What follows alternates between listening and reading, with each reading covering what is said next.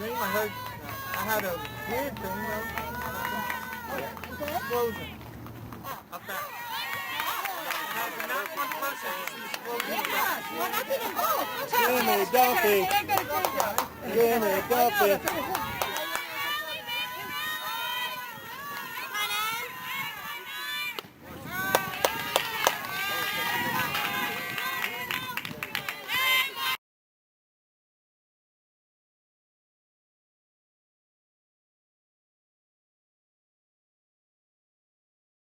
Tries to get the outside part of the plate for a strike and get Eagan to go. She won't, however, and the count's going to be 2 balls and 1 strike. Carly Eagan, one of the more productive hitters on this Ramapo College team, batting .343 in 21 games started this year. Also had 14 RBIs, no home runs as well, but coming in with a .457 slugging percentage. And Eagan goes high up for that one as it looked to be an out in foul territory as the first baseman for the Profs could not get under it. She misjudged it, thought it was a little bit closer to the dugout than it had seemed, and she'll drop it. And just like that, Carly Eagan has found new life. We almost had 3 straight pop-outs there, but the first baseman in the form of not in the form of Bryant, in the form of Duffy, could not make that catch. So, I mean, you just got to, like I said, that sun's brutal out there. Kind of went away here, but. Emily August blows it by Eagan. She's going to get her first strikeout of the day, and the Profs are going to jog into the line, into their dugout now. We're going to take a quick step off. Profs get the 1, 2, 3 out. We'll be right back here on Rowan Radio 89.7 WGLS FM.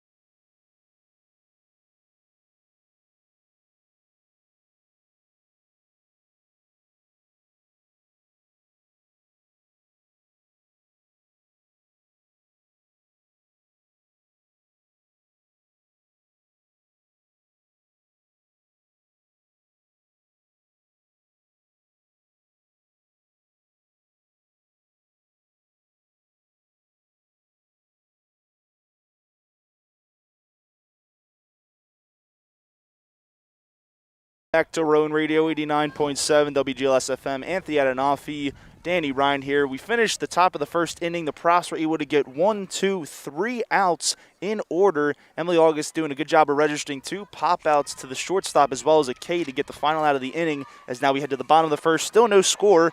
And Peyton McNair is going to take her first appearance in. She's going to take that pitch by the Roadrunners pitcher, and it's going to fall as a ball. Count's going to start off at 0-1.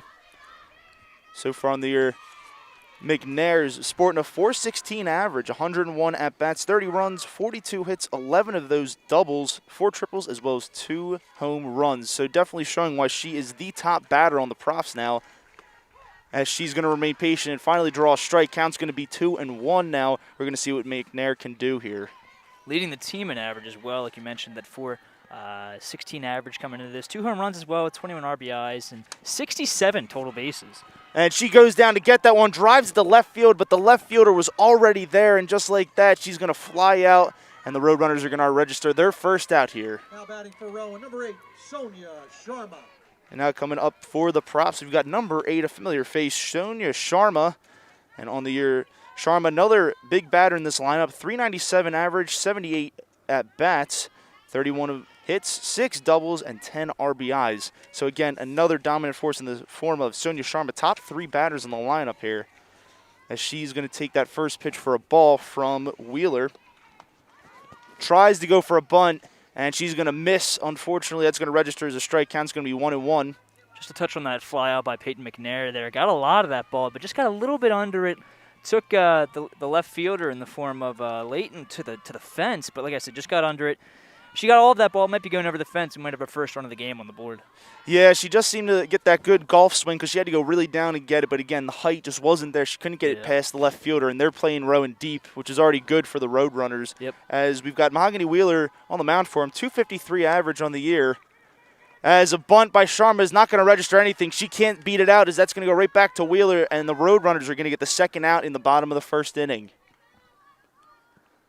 Wheeler, even at the wins and losses, 6-6 in 14 appearances. She's registered 83 innings pitched, 98 hits allowed, 30 earned runs, as well as 36 strikeouts on the year. As the next batter for the Profs is coming in, Morgan Zane, the number 2 batter here in the Profs line, overall batting, sporting a .413 average and 92 at-bats, 11 doubles, and 30 RBIs. And she's going to draw that first pitch from Wheeler as a ball count's going to start off 1-0. We talked a lot about Emily August, but Mahogany Wheeler also being very productive in her last outing against this Prof squad, only letting up 2 earned runs and 27 batters, faced only 3 walks, not really losing a lot of her command. A lot of those were probably in the end of the game there as her pitch count started to get up there. But 7 1/3 innings pitched, as well as only 7 hits let up in that amount of time.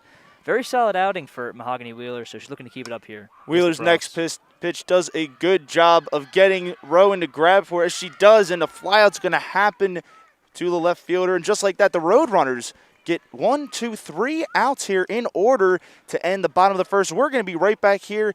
You're listening to Rowan Radio 89.7 WGLS-FM. Stay tuned for more action.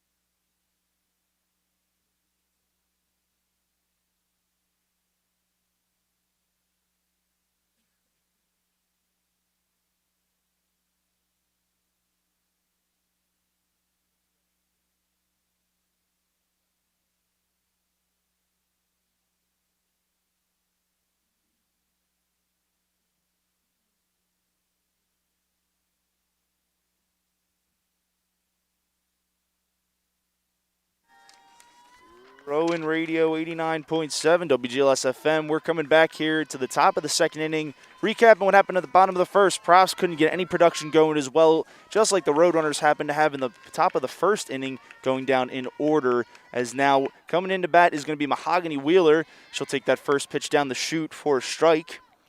And on the year, Wheeler's batting .305, 59 at bats, as well as 17 RBIs on the season. And she's going to face Emily August and see if she can get the first hit for her team here. And she's going to reach a little bit on the outside part of the plate. Sonia Sharma over there to catch the pop out. And just like that, the Profs get another quick out.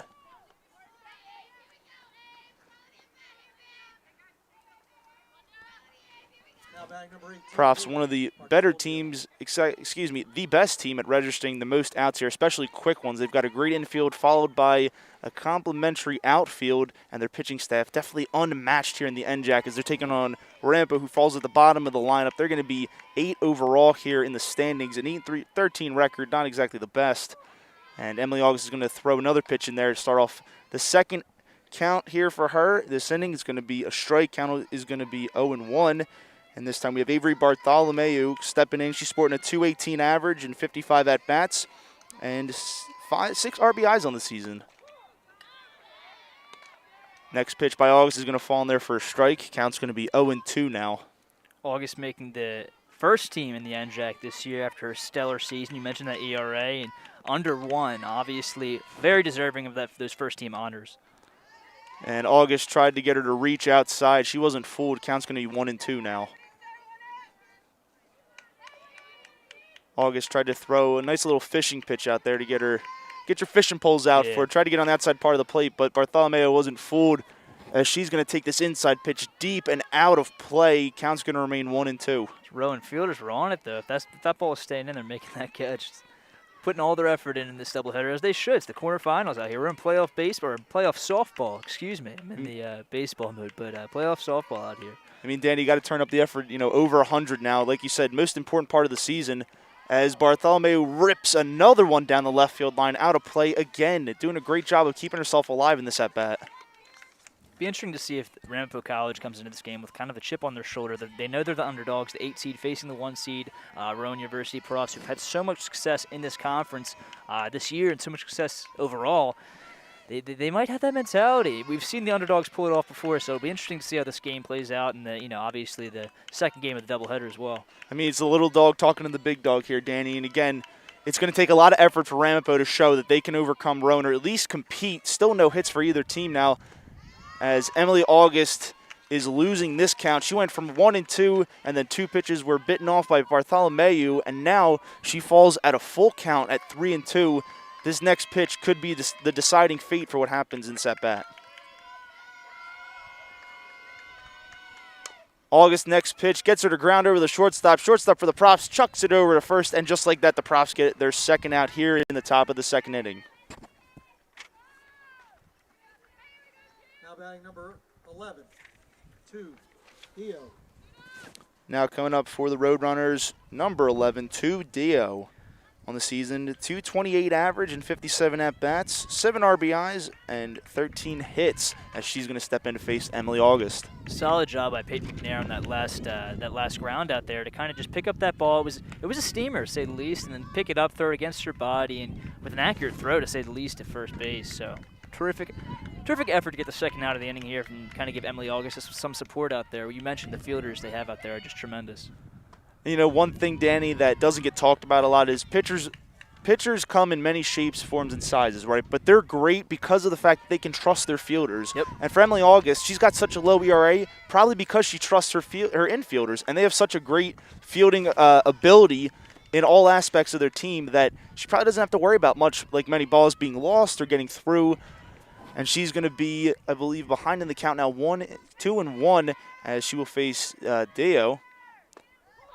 Next pitch by August is going to be in there for a strike. Count's going to be even out, 2-2. Yeah, and having that privilege to trust your fielders, or having that privilege to trust your fielders is just amazing. I mean, this sport is such a mental game, and you don't want to have to worry about something like that, especially when you're executing your pitches. So she's using it to her advantage here, and it's definitely going to excel her play here today. Deo fouls that one straight back right behind myself and Danny. Count's still going to be 2-2. She's going to put in a great effort and try and get past Emily August again. Still trying to register the Roadrunners' first hit here. Only through 2 innings now. But Emily August not even looking phased through getting pitches fouled off and continuing to fight. And on the outside part of the plate, Emily August is going to get it to happen just like the end of the first inning with a strikeout. She gets another strikeout here to finish out the top of the second inning. We're going to be right back here for Profs action on Rowan Radio 89.7 WGLS FM.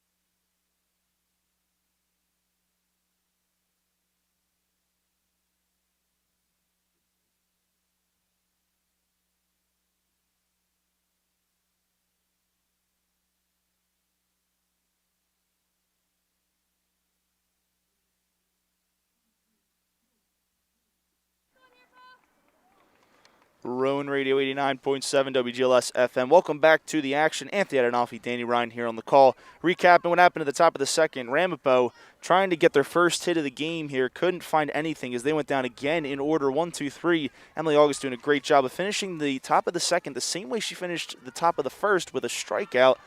As now we've got Cory Hague stepping in for the Profs as she takes her first appearance here on the season. Hague's batting .368 and 87 appearances, and she's got 24 RBIs on the season, showing that she can produce runs as well as hits.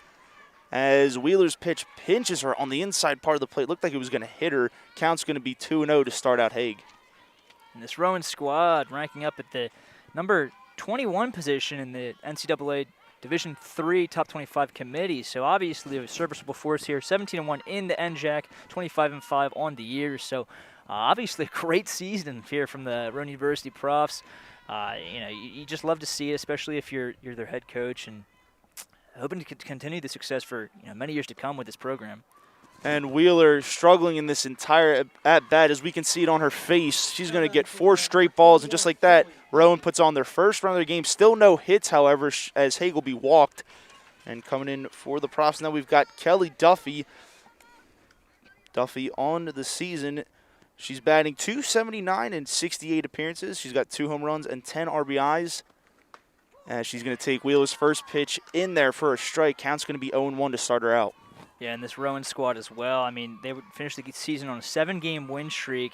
Would have been a lot higher amount of wins, or at least for the win streak, if they didn't lose a 2-run game to TCNJ. Just got shut out. And Duffy extends her hands as that one's back. Oh, unfortunately, the center fielder's there to track it down, and she'll register the first out here for the Roadrunners. Hague is going to have to remain on first base. And just like that, the Profs surrender their first run here in the bottom of the second inning. Great job by Kelly Duffy to extend her hands and drive that ball deep. However, just did not have the distance to get out. That was a close one. I mean, it's a high fence once again and got under it just a bit. They're getting so close here to hit a ball out, but a high fence, and also you got to get every piece of this ball if you're going to hit it out, especially with these good fielders out here. And Mariah Wysocki stepping in, doesn't waste any time. First pitch, she's going to get the first hit for the Profs, and just like that, Hague moves to first, and Wysocki ends up on first. Hague to second. Wysocki's over on first now as the Profs have 2 runners on, and they have 1 out here. Kind of touching my point about their winning streak for these Rowan University Profs. If they didn't lose that 1 game on April 20th to TCNJ, they would have been on a 21-game win streak. They won 14 straight before that game. Obviously, brutal loss to TCNJ to end that streak. They kept it going after, though. It didn't really let it affect them, but can you imagine that? 21-game win streak to end the season coming into this doubleheader would just be absurd. I mean, Danny, the momentum you get and the fire and the adrenaline that's rushing from that's crazy. And, of course, it helps their NJAC standing. As Profs batter gets that one to go. Nobody's at first base now, and nobody's covering home. They're going to try and get somebody in, and the Profs do. Profs get their second hit of the game, followed by their first run, as nobody was on first base, as a nice little placed bunt by Mackenzie Short. It looked like he was going to run foul, but it stayed fair, and good heads-up running by Cory Hague as nobody was covering home plate. As the catcher tried to chase it, she's going to be safe, but the head coach for the Roadrunners is coming out now to challenge it and explain that their catcher had the ball and tug her out. It's definitely it's a call that could go either way here, but just a terrible decision by the Ramapo Roadrunners to not have anyone on first base, but the pitcher and the first baseman charged for the ball. And if this call holds up, then Cory Hague made a heck of a slide there at home plate. I mean, to be able to avoid the tag and just slip in there, and she is confirmed safe. So I mean, what a play there by Cory Hague. Heads up play just to avoid the tag, slip under there, and get her hand on that base. First run of the game comes in a fashionable style. I mean, what other way to do it in Profs fashion, like you said, Danny? And going back on that, but that's a good example of how miscommunication can cause problems like that. You said it best. Nobody covered first, and then suddenly nobody's covering home with 2 runners on, and now 1 out. As we've got the next batter coming in for the Profs, it's going to be Sarah Brosman. She's going to take that first pitch for a ball.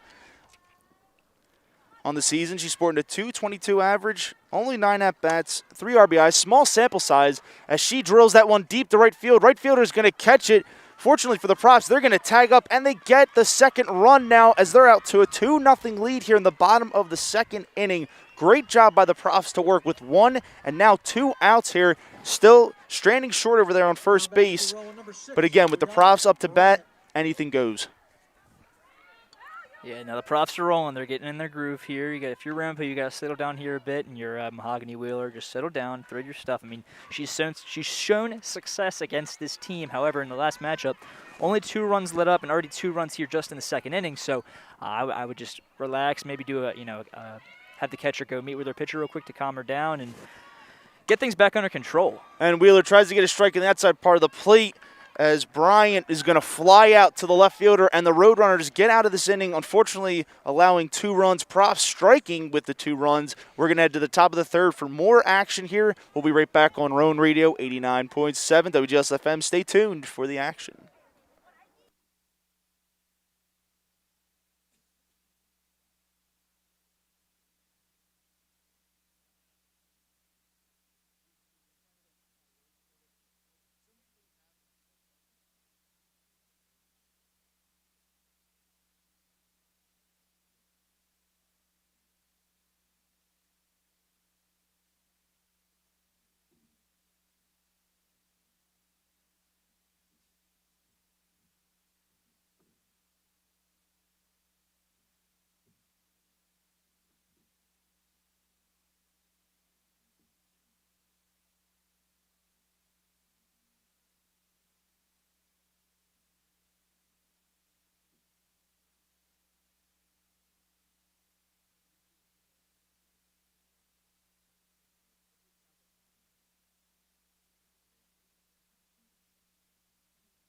Gleeson.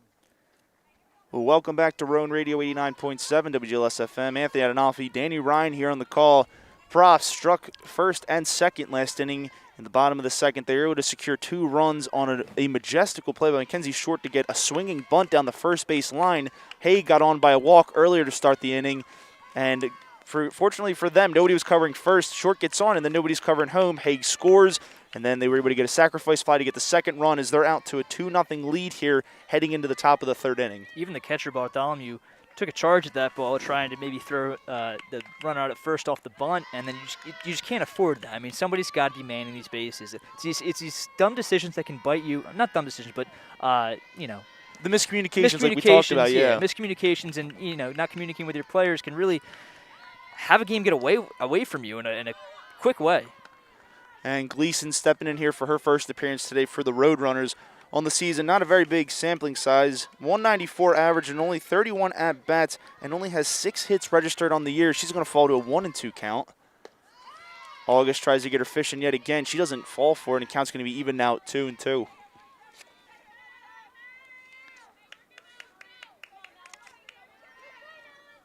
August has the sign. She's in the motion now. Pinches her on the inside part of the plate. It's going to get fouled out of play, and just like that, Gleason's going to stay alive here.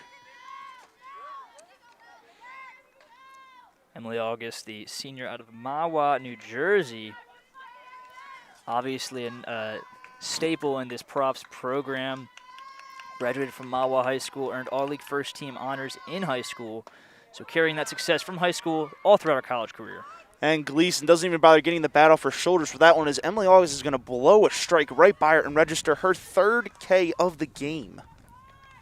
This is not looking good if you're the Ramapo College Roadrunners. I heard some chatter from their head coach saying basically, all right, I need you to be menaces at the plate. I need you to go out there with a fire and just do your thing. And I need to see some great base hits out of you. Get somebody on base. As that ball nearly rockets towards us. Thank God for fences, but yeah, Danny, I almost had to get like my book bag to shield us from that one if there wasn't a fence. Maybe we should have like riot shields out here or something. We got the sunscreen, we got some water, but no. The riot shields, the sun's going away, so we may need to invest in some of those. Carly Layton fouls that one straight back. She tries for a bunt, doesn't fall. On the season, she's sporting a 207 average, only 29 appearances, and 2 home runs with 5 RBIs. So not bad. So towards the end of the season now, she's going to try and come in here as the Roadrunners are still looking for their first hit of the game. Emily August is remaining in dominant form, I should say, out there on the mound. As she throws it outside, trying to get her to go again. Carly Layton not fooled, and the count will be 1-2. August being extremely strategic here, trying to use that outside corner to her advantage. The umpire for today's game obviously loves to call that pitch as she strikes out. Swinging through the 3rd pitch is the Ramapo Roadrunner up to bat, and Emily August 2 straight strikeouts in this inning. She is on a roll here, to say the least. A roll, Danny. That's her 4th strikeout of the day. Just in the 3rd inning. I mean, just in the 3rd inning, exactly. You really got to start being more disciplined here if you're the Ramapo College Roadrunners. They got to, it's a matter of getting the bat off their shoulders as well as, maintaining pitches they should swing at. But it just seems like they are lacking in discipline right now. It's only the 3rd inning, sure, and they play a full 7, but at the same time, what you do early on in the game obviously equates to what happens later on in the game. You got to get run production. You got to be disciplined. You got to get hits. But they don't have any of that right now. Yeah, they just have to play their game and relax up there. I think they're a bit, I would say, not nervous, but just a bit worried out there and just a bit, shaky. And, of course, coming against a team like we've been talking about, they're the #1 team in the NJAC and a 25-5 record. Not exactly the easiest thing to achieve, but the Profs make it look like light work. Yep, and I mentioned both pitchers having a great outing in their last matchup on April 17th, where it was also a doubleheader. However, Mahogany Wheeler catching the loss in the first game, as well as Jaceki catching the loss in the second game. So the Rowan swept them in that doubleheader, and they're trying to avoid the same result here. And Jacqueline Monaco is going to go down swinging for Emily August's 3rd straight strikeout, as well as her 5th strikeout on the day. And the Roadrunners aren't able to get anything going. As we head to the bottom of the 3rd for more action, we'll be right back here on Rowan Radio 89.7 WGLS FM. Stay tuned for Props action.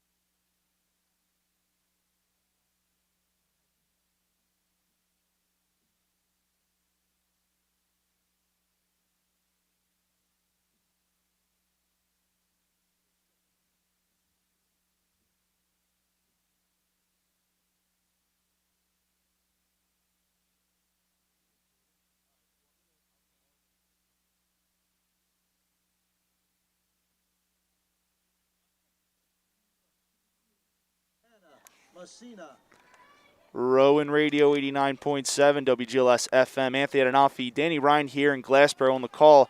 Bottom of the third, Profs came up. They got one runner on. Unfortunately, they almost got into a double play, which was eventually broken up and could not muster any runs.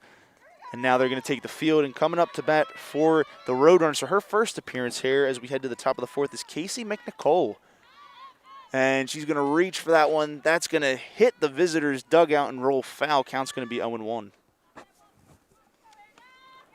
On the season, McNicole not sporting the best average, .048. Anna Messina up to bat for the Roadrunners once again. Anna Messina, sophomore out of Marlton, New Jersey. Majoring in nursing over at Ramapo College. She reached for that one. That one's going to go foul. Messina, as I mentioned in the last matchup, no hits in 4 at-bats. In total of 8 at-bats in the doubleheader, only 1 hit. So not the best series for her. Looking to turn it around and kind of, I would say, pay back the Profs for shutting her out last time. Or not shutting her out, but limiting her, her attempts and limiting her ability to put the ball in play, get on base. Production. Yeah, last time around she had a pop out to the shortstop over there because Emily August did a good job of getting her to reach. Count's going to be 1-2 as she will be late swinging on that. Another foul ball straight back here. Overall in the year, they're not batting too bad. I believe you mentioned earlier in the broadcast, right over the Mendoza line in 19 games started at .254 average, with 17 total bases, 4 RBIs. So not the most productive hitter, but she's also getting on base and getting a lot of total bases. And she's going to go on that. Good job by Emily August to throw a changeup low and outside. Umpire is going to say, of course, she did break the plane. And just like that, Emily August registers her 5th straight strikeout, and her 6th overall on the day. Safe to say she's locked in out there, ready to get these Rowan University Profs on to the next round and provide her contribution. And August gets her to rip it up the middle. She's going to stay with it, and she won't make the play. Good job by Verino to beat that one over there at first base. The ball came back a little too hard for August. It bounced out of her glove, and she couldn't make the play. And it took them 4 innings, but the Roadrunners finally got their first hit of the game. Yeah, just bobbled a bit, couldn't get all of that ball, and came in pretty fast for her. Took a bounce as well, so hard ball to field. She was almost, like you said, almost able to get her over there at first, but just too much speed from the Roadrunners there. And Anna Messina, I'm sorry, not Anna Messina. I'm blanking on the person's name. Verino over there at first base, yes. yeah. But, no, terrific play to beat it out there and kind of start a rally here for the Roadrunners. They need it badly. I mean, just to get their pitcher some help there and give her some confidence is Mahogany Wheeler. As that ball is coming directly to us. It might stay in play, and it will. Carly Eagan sat back a little bit too late on that and pops it straight up to the catcher, like you said, Danny. And now the Roadrunners have 2 outs with one runner on at first. And as good as it is to see that they've got their first hit, they got some production, what they are able to do with it will determine how they're going to be able to carry this game in the long run. Again, it's the 4th inning. We're now in the middle part of the game, obviously because they play 7. Wheeler's up, and she's going to foul that one back, but the Roadrunners have got to continue finding some discipline as well as some production. I know they're facing the top pitcher in the Profs rotation here, but again, even the most dominant pitchers can be beat. And the Roadrunners so far have no answer for Emily August. All it takes is one missed spot. She's not missing her spots today. As you mentioned, she had 5 straight strikeouts before that error or base hit, infield hit, whatever you want to call it there. She bobbled it a bit, so it could be called either way. But locked in before that, and I doubt she's worried about the runner on first, just trying to focus on Mahogany Wheeler here at up to bat. Wheeler takes that one for a ball. Count's going to be 2-1. Verino stranded over there at first base, 2 outs. It's going to be very tough to see the Roadrunners get something going here, especially with, again, we've been talking about it, the Profs have such a great defense. They don't allow many runs, and if they do, it's obviously a hard-fought game. As Wheeler files that one straight back again. Watch your heads. I mean, Danny, again, we talked about it, getting protection back here. People are getting some souvenirs today. Yeah, that's for sure. Count will be even now 2-2 as Wheeler steps back in the box. Emily August set to take the next pitch. She's got it from Hague, throws it down the chute, and she's going to get Wheeler to go. Almost blew it by her, but good job by Wheeler to identify that pitch and just foul it straight back. Just got the tip of the bat on that one, and the count's going to remain 2-2 with a runner on at first. Mahogany Wheeler, a pretty decent I would say actually a very good two-way player here for the Ramapo College Roadrunners, batting .305 on the year with 2 home runs on the season as well with 17 RBIs. So she can do it on the mound, she can do it at the plate. She's a huge contributor for this Roadrunners team and a huge key to their success to get them in this NJAC tournament this year. And I'm pretty sure the umpire might be out of balls in the, his side pocket over there now, as that one's going to be fouled out of play again. Good job by Wheeler to remain in this at-bat and fight to stay alive to help her team. August's next pitch, straight up the chute. Wheeler has no answer this time, and Emily August registers her 7th K of the game as we head to the bottom of the 4th for more action. Top of the 4th yielded nothing for the Roadrunners. We're going to be right back here on Rowan Radio 89.7 WGLS FM. Stay tuned.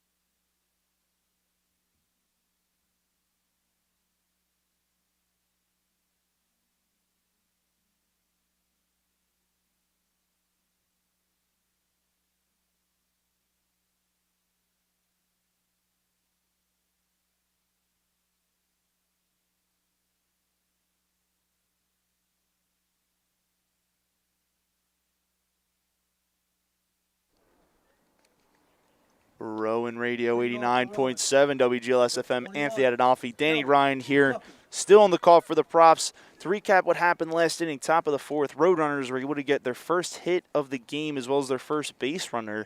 Unfortunately, they were facing Emily August, and again, she did a great job of mowing them down and registered her 7th strikeout of the game, as now Kelly Duffy will be in for the props to face Wheeler and see if they can do some more damage here this inning. Last time around, Kelly Duffy had a fly out to center field. She did a good job of extending her hands on that one. Unfortunately, just did not have the distance to get out as well as the height. Being here in Glassboro, softball fields have very high fences, so in order to muster the power to get it over them, you really have to dig down deep, and you have to get a good pitch to grip and rip. Duffy also a pitcher for this Rowan University Prof squad. And Duffy gets that one to fall just inside of the left field line. Left fielder couldn't maintain it, and Kelly Duffy starts this inning off with a huge exclamation point as she gets a double and gets on base for her team. Right in scoring position to start the inning. You've got to love this if you're the Rowan University Profs. And we're having a heck of a day here in Glassboro. The sun is shining, they're feeling good, and looking to move on, like I said, past the quarterfinals and take care of this Ramapo College team. And coming in for her second at-bat, now we've got Mariah Wysocki. Last time around, I didn't have enough time to announce her name. She ripped the first pitch for a base hit. Nice little single as she takes that one from Wheeler high. Count's going to start at 1-0.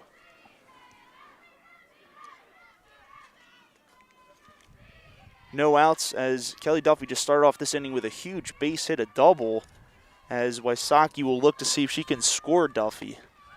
That ball is going to go outside as well. Count's going to be 2-0. The wind's blowing our papers all over the place out here today. It's weird because it's sunny, and then it'll go cloudy, and then it goes windy. Next time I'm going to have to hit Staples for an organizer before we come here, Dan. Mother Nature has a lot of emotions today, to say the least. And Wheeler does a good job of throwing another curveball on the outside part of the plate and gets Wysocki to draw that bat. Count's going to be 2-1 now. And Wheeler having a hard time maintaining consistency. We've watched her throw multiple types of pitches. Her curveball seems to be her favorite, but she can't seem to keep it down in the zone. And when she does, she's got good results. But when she doesn't, they end up in walks. Wysocki rolls over on that one to the shortstop. They get the out at first, and Duffy isn't going anywhere. She'll just sit over there at second base. Good job by the Roadrunners to get the first out here after surrendering a double to start the bottom of the 4th. The key to this inning for Wheeler is going to see if she can bounce back when she gets in tough situations. I mean, obviously that, I believe it was the second inning when she got tallied up for those 2 runs, just wasn't able to compose herself, lost her control and composure. A lot of miscommunication in that inning as well, didn't help her. So if you can just stay communicated, play as a team here, trust your fielders, and overall try and get out of this tough situation. I think it'll not only help you in this inning, obviously, but for confidence in the next game and the rest of this game as well. Again, establishing, like you said, the confidence, especially heading into it's a doubleheader, so it's not like, this is just one and done. As Short goes down and gets that one, and she's going to drill it to center. And Duffy's going to remain at third. Looked like she was going to come home, and the Profs again in a prime position as there's runners on first and third now. Now batting for Rowan. Leave your cell phone. Turn me off. Turn my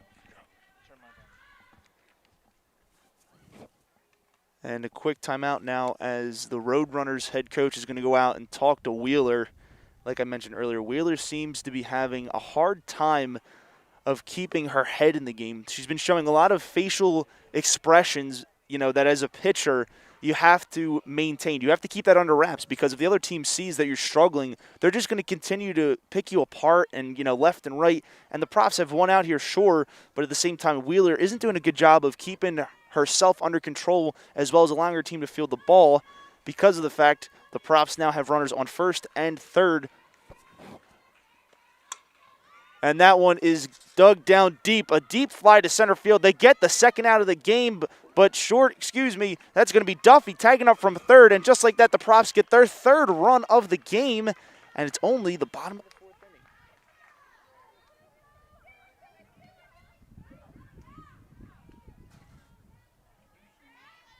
Now batting for Rowan, number 6, Brianna Bryant.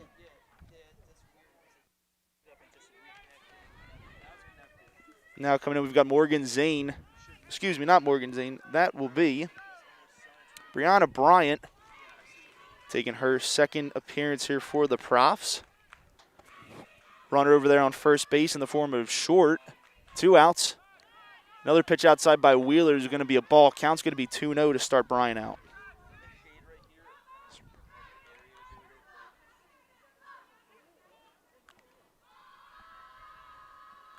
Bryant waiting on the next pitch. She does. She goes down and gets it, but good job by the third baseman to remain on her heels there, and she catches it. It's a line drive out to finish the inning. Profs get one more to add to their total of 3 here in the bottom of the fourth. We're going to head to the 5th with more softball action. Ramapo and Rowan playing here in the NJAC Conference. We'll be back on Rowan Radio 89.7 WGLS FM.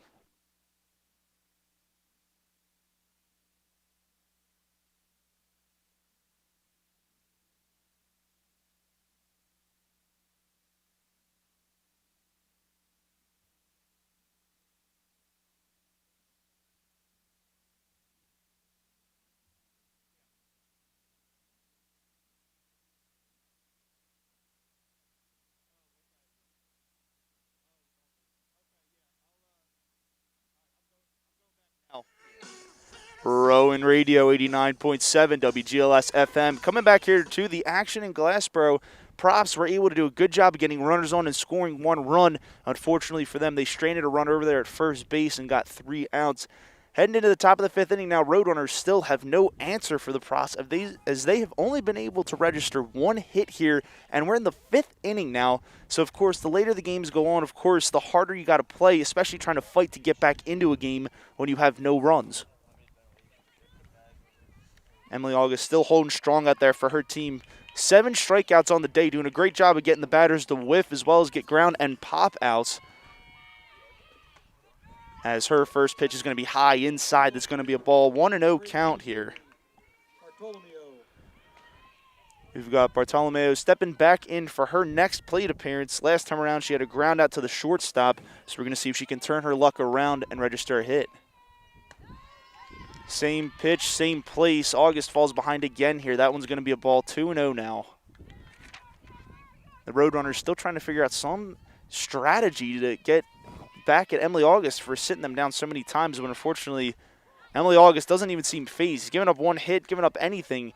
She's been known to keep a great poker face here, and which shows why she is the top pitcher in the Profs rotation. Count's going to be 2-1 now to Bartolomeo. Next pitch. Fouls that one straight back here off the metal fence, and the count's going to be even at 2-2. Although I talked about the Roadrunners not being able to do too much with hits, they do and have been continuing to do a great job of staying in their at-bats, showing that they have fight, but again, lacking discipline is very tough, especially when you're going against the #1 team in the NJAC. As Bartolomeo swings through that one, Emily August registers her 8th strikeout of the game now, as that's going to be the first out here in the top of the 5th. Now batting number 11, 2, Theo. Coming back in for her next plate appearance, we've got 2 Dio. Last time around, she had a strikeout swinging as well. First pitch, she's going to swing right through that one. It's going to be a strike. Roadrunners, again, have to show some patience. Emily August has a very good repertoire of pitches that she seems to be dancing around these batters with, just getting constant swings and misses, or they're sitting back and just watching them. If you want to get back in this game, you got to swing and you got to make the swings count. Of course, quality at-bats make the game, as that was a good eye by Dio to watch that one go by. Count's going to be even at 1-1. She goes down and gets this one fouled straight back again. Count will be 1-2. And the amount of times I've mentioned Emily August in 1-2 counts today is just amazing. She has done such a great job so far through 5 innings for the Profs as she just continues to mow down these Roadrunners. August next pitch. Low, and of course Deo swings for it. August, the 9th strikeout of the game, and the Roadrunners' second out surrendered here in the top of the 5th inning. Profs don't even seem phased by any action that occurs. A ground ball pop out. They have been on point today in maintaining their composure and continuing to work with their pitcher out there to get these outs.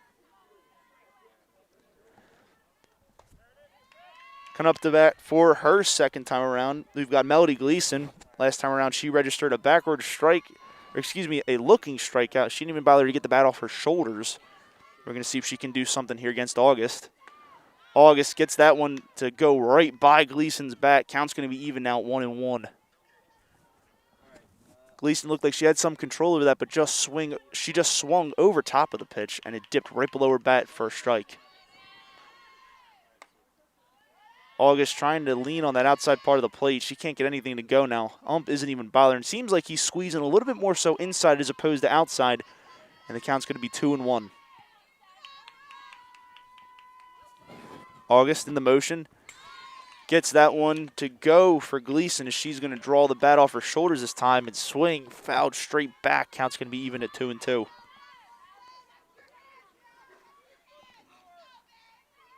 Emily August looking for her 10th strikeout of the day, and again, another streak of strikeouts as she's looking to get her 3rd.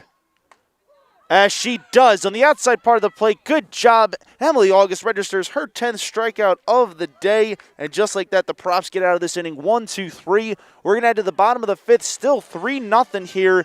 Profs out in front. We'll be right back on Rowan Radio 89.7 WGLS FM. Stay tuned.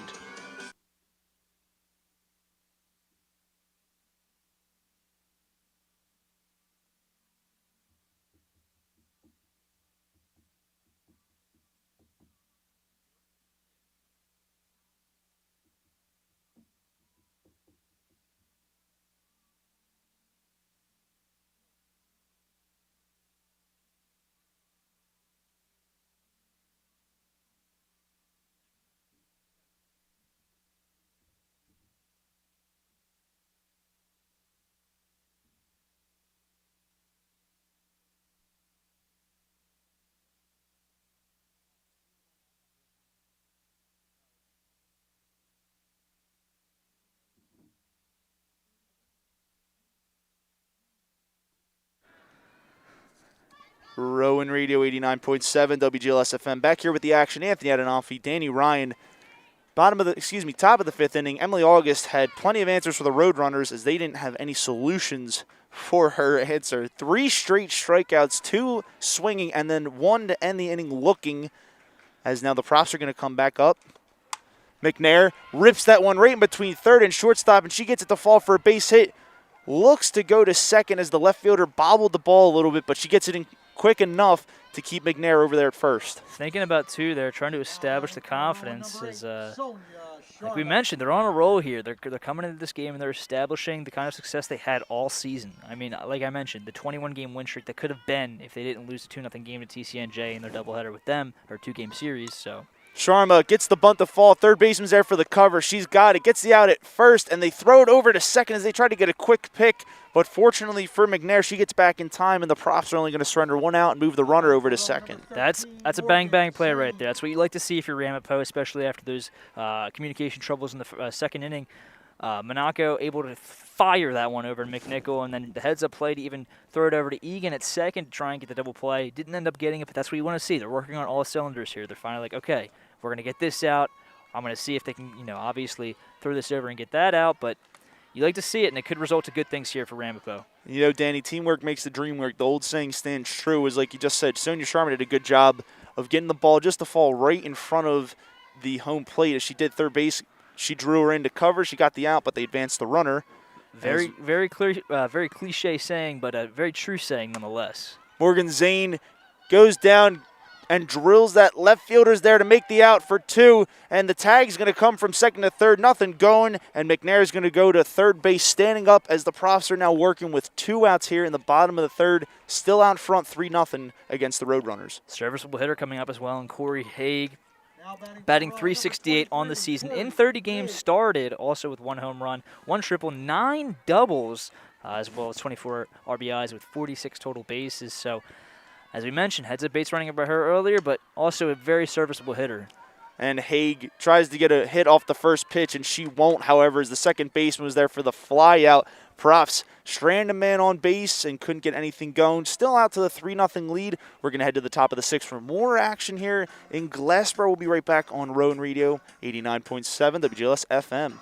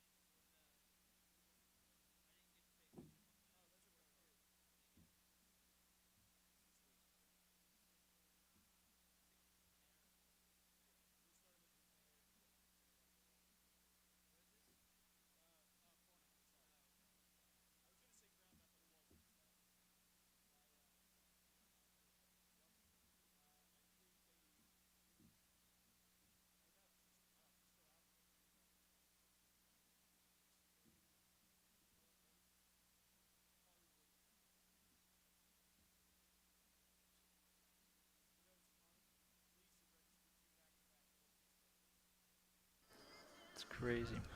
We're back here on Rowan Radio 89.7 WGLS FM, recapping what happened in the bottom of the 5th. Profs were able to get a runner on. Unfortunately, they could not get them home, and they're still out to the 3-0 lead here as the innings get deeper. In the the top of the 6th, Emily August still out there for the Profs. I'm a little surprised to see that, given they have another game to play, as well as they're going to be most likely be going deeper into this NJAC playoff conference. Yeah, Emily August entering the 6th inning here, still having a lot of success in this game against the Ramapo lineup. And you almost have to think that they're going to throw her out there for the 7th and try and get her with the complete game. In 14 games started, she had 8 complete games, and obviously a majority of them had to be shutouts, as she only had a .76 ERA this season. So, I mean, obviously riding with her success, she's rolling. This whole team is rolling with a 3-0 lead, and they might just get on her back and help them carry them to this W for the first game of this doubleheader. And Leighton shown bunt again, as she is very fortunate to get a ball call from the umpire. Count's going to be 1-2. First 2 pitches, Leighton swung through the first one and then tried pulling back on a late decision to bunt. Umpire caught her slipping on that as she continues to show. But Emily August isn't fooled and blows that one by her again. Great job by August to put it up and out. And just like that, the Profs get their first out here in the top of the 6th. Now batting number 12, Jacqueline Monaco. And with that strikeout, Emily August continuing to remain dominant today. Her 11th strikeout of the day. I think domination is an understatement at this point here, Ant. You know, Danny, I would definitely say so, considering, 11 strikeouts, that's just incredible. Emily August, again, continuing to just look at these Roadrunners and say, I'm the best out here, and just standing by it. She's able to use her skill to continue, staying in the game. Her 6th straight inning again, almost throwing a complete game shutout here. As she's going to face Jacqueline Monaco for her 2nd time here. Last time up, she was a strikeout victim swinging. She has a 1-1 count so far. August's next pitch is going to be a bunt by Jacqueline, and the third baseman for the Profs couldn't come up with it fast enough, and the Roadrunners get their 2nd hit of the game late. Bryant just trying to do too much there to get it over in time. Obviously a tough play. You want to get her out quickly at first as she's got some wheels over there. Monaco does, one of the best hitters in this lineup. However, you just got to stay calm and field that ball cleanly and try and fire it over to first. If you don't get him out, you don't get him out. But she's lucky that she didn't, rush that ball over and throw it past the first baseman. Doing a good job, again, composing it and not throwing, just like you said, Danny, not just throwing it away for the sake of trying to get an out. They already have 2 outs, so there's nothing to freak out about. They're out 3-0. So, again, working with a lot here. As August gets her to go for that one, they get the out at second base, and the Profs get out of this one again. Quick 3.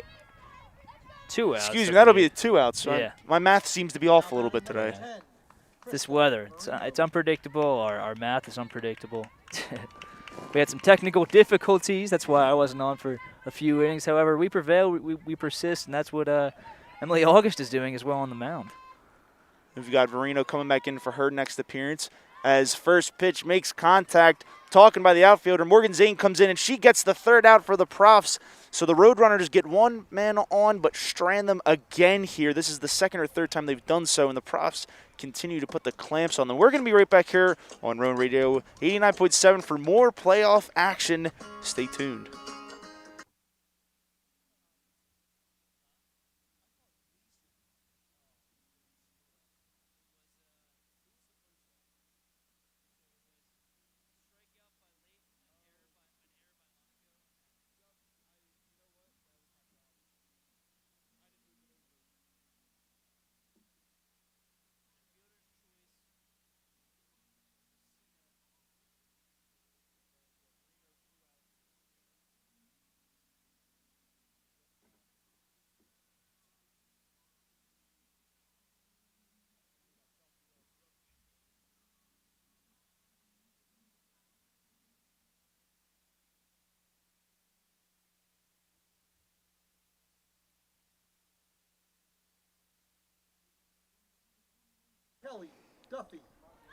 Well, welcome back to Rowan Radio 89.7 WGLS FM. Anthony Adenofi, Danny Ryan. Top of the 6th inning yielded nothing for the Roadrunners as they were able to get men on but stranded them yet again as the Profs were able to put the clamps on them and shut them down. Emily August registered her 11th strikeout of the game as well as getting a ground out followed by a fly out to end the inning. Kelly Duffy's back up for the Profs now. So far 1 for 2 on the day. Had a deep fly out to center field. Did a good job of extending her hands again, just couldn't get it to go much farther. And she had a nice double down the left field line in her last at-bat. Mahogany Wheeler able to get that outside corner. She wasn't really able to get the same favoritism that Emily August was getting on that part of the plate, but does get the strike there for strike number 1. Third pitch, is high for ball number 2, so it brings count to 2-1 here. And Mahogany Wheeler, like you said, Danny, I've mentioned it before over and over so far, but she's just inconsistent today. She's not able to hold it down for her team, but she does do a good job of getting Duffy to swing as the shortstop's there to catch the pop-up, and she does. And the Roadrunners get their first out here in the bottom of the 6th. Bang, bang play by Verino right there. Just track that ball and get under it. Call off the left fielder. I've got this one. And kind of just try and play this inning cleanly. Don't let up any more damage and see if they can get something going in the 7th inning. Yeah, and, it's unfortunate for them because that is the last opportunity they have to look forward to at least either putting a run on the board or getting back in this, tying it up, or taking the lead. It's a box of mystery as that first pitch is fouled down the right field line out of play. Wysocki, so far for her, 1 for 2, a single the first time up, didn't even bother waiting for the first pitch.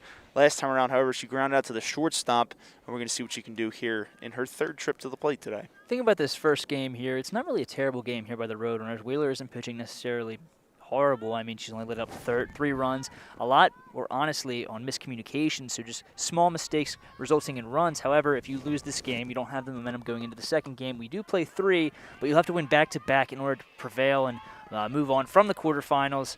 So it's going to be tough to see if they do lose this game, tough for them to kind of bounce back and win both of those games if we need a 3rd. But, overall, just the momentum if they lose this game going to Rowan's side will be huge.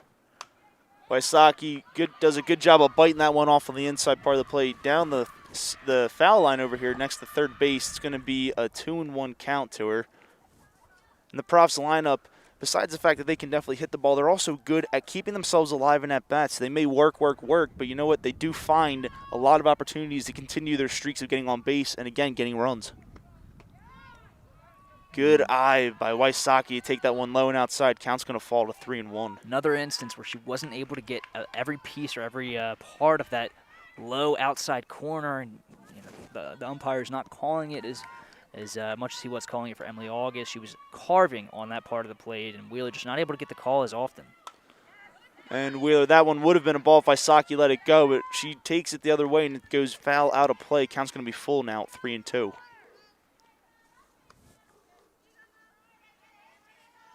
And you're right there, Danny, where it seems the favorability is shifting a little. It seems like the umpire is giving a little bit more to Emily August compared to Mahogany Wheeler here. And, it could be the difference depending on how you look at the at-bats, but the props just keep putting the ball in play, so it's hard to miss. As that one, a great pitch by Wheeler, gets Wysocki to swing right over the top of it, and they get the second out here in the bottom of the 6th inning. Props still out 3-0 here. I like what Wheeler did there. She's, for majority of the at-bats, when she gets 2 strikes, she tries to blow the fastball or the speed pitch by the batters, the prop batters. However, slowing it down there, kind of throwing an off-speed pitch, and way out in front was Wysocki, so nice little method she's got going here. She's kind of learning her pitches and coming into her full ability later in this game, but it may be too little too late. Seemed like she essentially used the changeup to change things up right there. And like you said, Wysocki was way out in front, which would explain why she swung right through it. And now Short's behind in the count. She swings over her second one now. Count's going to be 0-2. Be huge here if Wheeler could get out of this inning unscathed and giving the batters a boost of confidence to try and get a rally going, whether it be a 2-out rally or they start it right out of the gates. You need to get something going. But if you can strike out the batter here or get him out in some way, it'll be huge. And Mackenzie Short swings through that next one. She gets 3 pitches, 3 strikes, and the Roadrunners get out of this one. Again, not allowing any runs, but now they're heading to the top of the 7th inning where they have to find something to keep them alive in this one. We're going to be right back here on Rowan Radio 89.7 WGLS FM for more props playoff action. Stay tuned.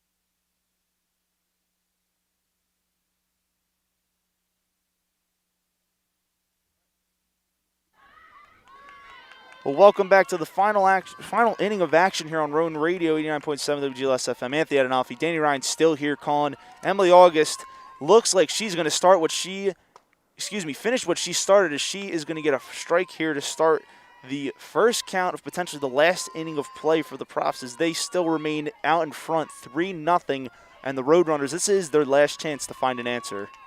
Yeah, they're going to need to find an answer and find it quick, as Emily August is on a roll, not slowing down anytime soon, but it is the 7th here. I mean, she has been very consistent today, but if she starts to lose her command, floats a few pitches over the heart of the plate, you need to capitalize and take advantage of those mistakes and not let them go to waste. Emily August does a good job of getting Eagan to foul that one back. Count's going to be 1-2. And again, August is in a prime position to register another strikeout and potentially make it an even dozen here, her 12th, as she has 11 so far in 7 innings of play. The key here is Eagan needs to stay disciplined and stay consistent and battle up there, honestly. And Eagan rips that one down the left field line over there. Wow. Deep one out of play. Wow, Danny, she drilled that one over there. Just a little bit out in front. If she was able to stay on that ball, stay back on it, and get the barrel on it, that may be going over the fence, or at least off the fence. However, like we said, or like I said, a little bit out in front on that one. However, she battled, like I said. If she can keep battling and confused August up there, that she'll be able to maybe get it on base or produce a hit in this at-bat. So far today, the Roadrunners have 2 hits through 7 innings of play. Emily August wanted to get that knockout pitch, but she lost it, went outside. Count will be even out 2-2. And that one was low. Eagan gets the bat on it, and the right fielder is there for the Profs to register the first out here in the last inning of play. Great job by Emily August to continue trusting her team, and great job by the right fielder for the Profs to put that one away quickly. Yeah, trusting her right fielder in Wasaki there to get the job done. And another tough out, to be honest. You're approaching that foul line. Kind of a blooper as well. Might have blooped in front of her if she didn't get such good reaction time on it. But however, makes the play. First out here, and Emily August looking to close this one out. All signs are pointing that she will. And now we've got Mahogany Wheeler back up for her 3rd appearance today. So far, 0 for 2, fly out to second baseman, followed by a swinging strikeout, as Emily August was able to get a strike on her to start this at-bat. That one, however, won't be a strike, so the count will now be 1-1 as the Roadrunners are still trying to find something. They're working with 2 outs left here in the final inning of play, and the Profs are also looking to close this one out and head on to the next game to potentially seal the deal. And Wheeler hits that one out of play over the visitors' dugout. Count will be 1-2 now. Wheeler looking to help herself out here. Obviously, she's probably done for the day, even if they were to push extras here. However, I mean, she put up a serviceable performance in there. 3 runs in 7 innings, or 6 innings. So, I mean, if she can, maybe get a run here on a solo home run, or even just get a hit. Like we mentioned, the hits are not coming in bulk here for the Ramapo Roadrunners. So, if she can get a hit, or even just get on base, do the bare minimum here. Don't overthink it. Don't try to be the hero. Just play small ball. Play that way, and nothing but good things will come. And that's all you need, Danny. Like you said, they have to just continue to work here. It's not more so of trying to muscle up and put one over the fences, But like you said, small ball. That's how they'll register hits. That's how runs are made. And that's exactly what keeps this game interesting. Count will be even out 2-2 as Wheeler fouls that one straight back again. Her 2nd consecutive foul ball. August has the sign. Low outside part of the plate. It thought it was going to be a strike, but it's going to be for nod now as the count will be full. 3-2 to Mahogany Wheeler. She's got to battle once again like her teammate before her, and just battle, try and work this count here and confuse August, get her flustered, have her miss a spot over the plate. And she does an even dozen strikeouts now as Emily August blows that pitch by Wheeler. And she is looking to finish this game with a complete game shutout and 12 strikeouts if she can get this last out here. Emily August, a little bit of celebration there, twirling her right arm, and circular motion is the point. She's packing that thing. She's got that thing, and she's going to bring it to you if you step in that batter's box. Coming back up, we've got Bartolomeu so far today. Ground out to shortstop and a swinging strikeout. Like most of her teammates, registering at least 1 strikeout so far today. And she could potentially be the last out here in the final inning of play against the Profs. August starts a 1-1 count on her now. Just has to look to remain composed as she has done so throughout this entire game. And she's been able to maintain control over her pitches, which has essentially kept her in this. And she throws that one outside, and Bartolomeu reaches for it. Foul straight back. Count's going to be 1-2 again in favor of Emily August. If you're the Roadrunners here, like we mentioned, you don't want to do anything crazy. However, if you can get a 2-out rally going, that would mean the world. You're most likely not going to win this game. It's very unlikely. However, if you can get some momentum, get a rally going, and bring that into the next game, that'll be huge for their chances. And she goes down and gets it, and the pop-out is caught by the shortstop, and Emily August, 12 strikeouts and a complete game shutout as the Profs take this first one in great action, 3-0 against the Roadrunners. Grand fashion here for the Profs here. I mean, 3-0 shutout. They were able to capitalize on Mahogany Wheeler's mistakes early in the 2nd inning, and also the fielding mistakes, communication mistakes. That was the key here for the Profs. They were just able to capitalize and take advantage of those small mistakes that they were, blatantly showing. I mean, no woman covering first base, no woman covering, home plate, and you just can't all charge at one ball. That was the big thing that really lit up a lot of runs here and got them going. And taking a little step back from our discussion here, it turns out this win was actually the head coach for the Prof, Kim Wilson's 800th career win with the Profs.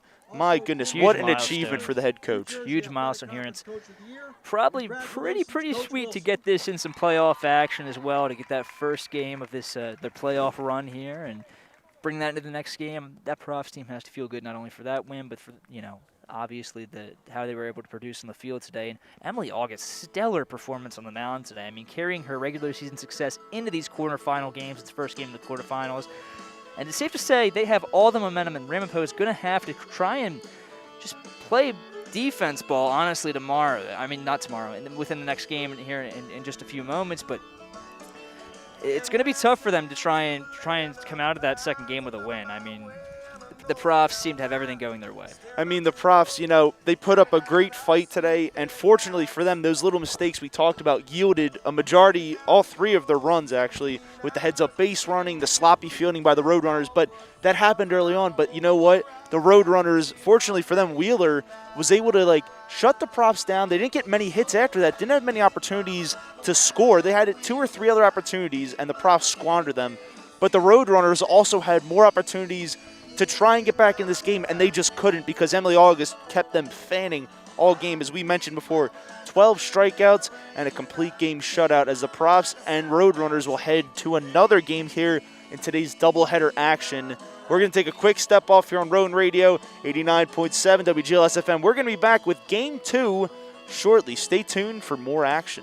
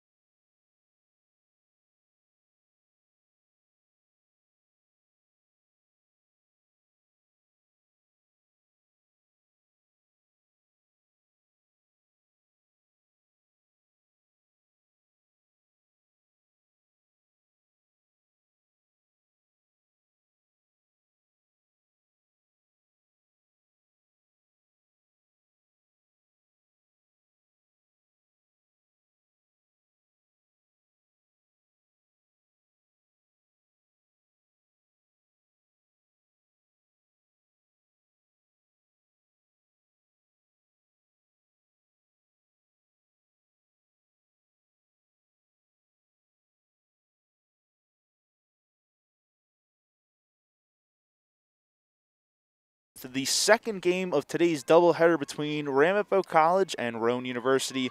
To recap the last game, Rowan ended up taking away that big win, 3-0 here. If they win today, they advance. If they lose, they play the Game 3 tiebreaker tomorrow. As the first pitch here to start the game will be a strike. Profs and the Roadrunners have switched positions essentially. Ramapo's taking the field as the home team this game, and the Profs are going to be considered the visitors, as Wheeler is also still out there pitching for the Roadrunners as she gets into a 1-1 count with that pitch. You have to kind of question the decision to throw Wheeler out there. I mentioned off air that maybe, she only pitched 6 innings. She could probably get 3, maybe 4 out of her. I mean, in typical full games, you get 9 innings. And Peyton McNair goes for that one. Good job by Wheeler to get the pop out to the first baseman. And just like that, first out here coming very quickly off of 3 pitches. You must have to question if maybe the Profs do the same. I can't imagine them doing that after the success she had and all the pitches she threw. I mean, she was masterful out there, but a second game, like pitching both games a doubleheader, at least starting it, I guess. Maybe. It's a possibility. Danny, it very well could be a possibility, but like you also noted on the same token here, 7 innings and 12 strikeouts and a lot of pitches, especially in some of the at-bats she was battling in. It would be very interesting to see Rowan make that adjustment. Sonia Sharma rips it in the gap. Now she's rounding first on her way to second. Left fielder's there to pick up the center fielder. She overplayed the ball just a little bit, and just like that, with 1 out working, Sonia Sharma gets on with a huge double, and already the Profs are in position to strike.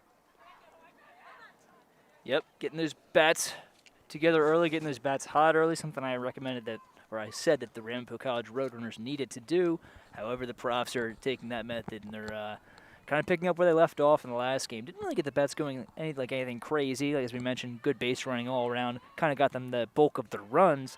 However, a nice double in the gap. She rocketed that one. And Morgan Zane also extends nicely on this. Going back, and it's gone! Morgan Zane with the huge 2-run home run, sending Sharma home as she rounds third. And just like that, the Profs are out to a 2-0 here in Glassboro against Ramapo College.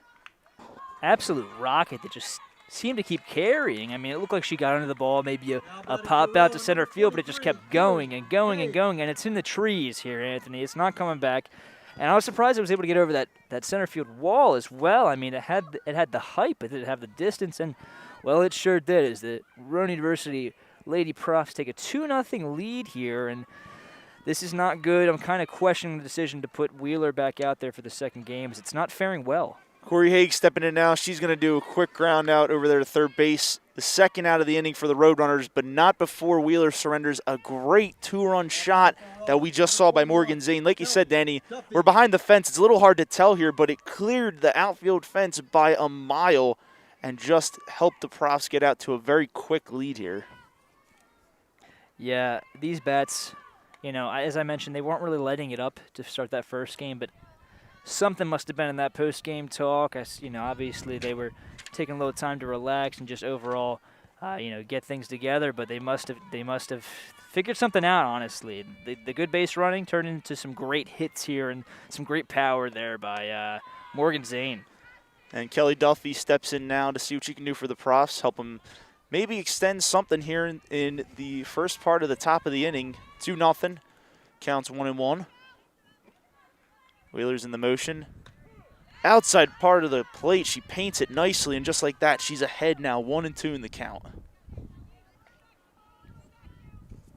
Kelly Duffy, one of the bigger home run hitters here on the Profs. She's shown it in the past couple seasons, and she continues to do so now as she has a good eye late on that one. She's going to watch Wheeler throw that a little bit in the dirt, and that count's going to be 3 balls now and 1 strike. Wheeler's next pitch. In there for a strike, and now the count's going to be even up at, it's going to be full now at 3-2. Kelly Duffy has some very tough choices to make regarding her fight here in this at-bat. You can hear that Rowan University Profs dugout getting loud and bringing all the energy here for the second game of this doubleheader. And Duffy extends nicely again, but just how she started the first at-bat of the last game, she will end it here. They get the third out, but it seems Kelly Duffy's now down over there at first base. She did a little jog, and Looks like she might have hurt her leg. She's wincing in pain over there. Trainers are out there taking a look. And it doesn't seem... This is not good. This is definitely not good. It does not look very optimistic over there for Duffy. Doesn't look like she's going to get up anytime soon, but while we evaluate and wait on the result of that, we'll take a quick audio break right here on Rowan Radio 89.7 WGLS FM on Channel 2.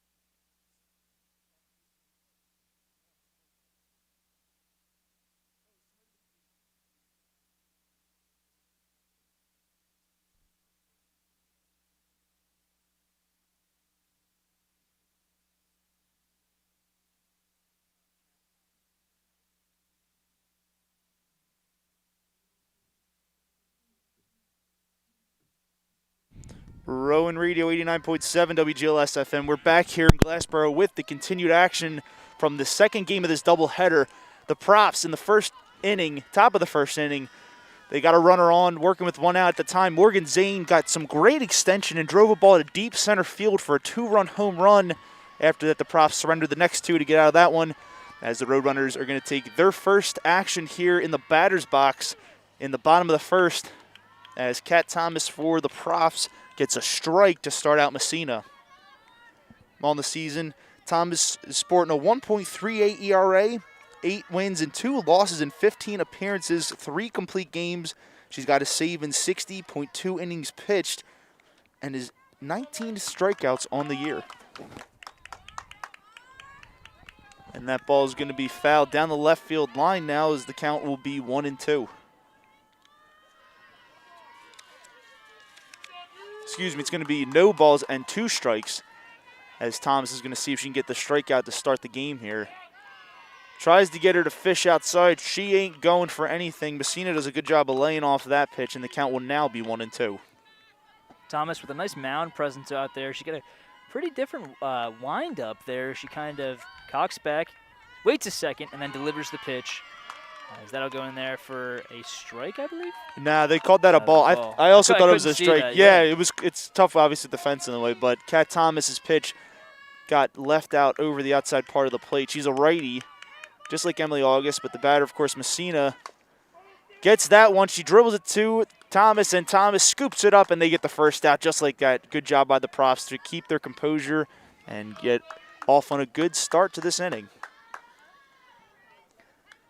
Yeah, as I mentioned in the post game, Ramapo College Roadrunners have to get going here, and they have to manufacture some hits in any way possible, even some walks, like I said, to just kind of discombobulate, fun word of the day, discombobulate the Rowan University Profs, and just try and strike early. If you can strike early, that sets the tone for the game, that you're not here to just mess around, you're not here to just lose 2 games and leave Glassboro. You're here to extend this to a 3rd game tomorrow, and you're ready to play some ball tomorrow. And strike early and strike quickly, too, Danny, as we witnessed again with the Morgan Zane 2-run home run last inning.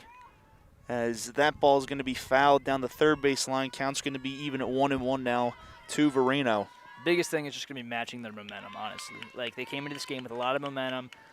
Their head coach, Kim Wilson, getting their 800th win. All good vibes here for the Profs. But the Ramapo College Roadrunners have to be the bug, or, the roadblock to that success for this game.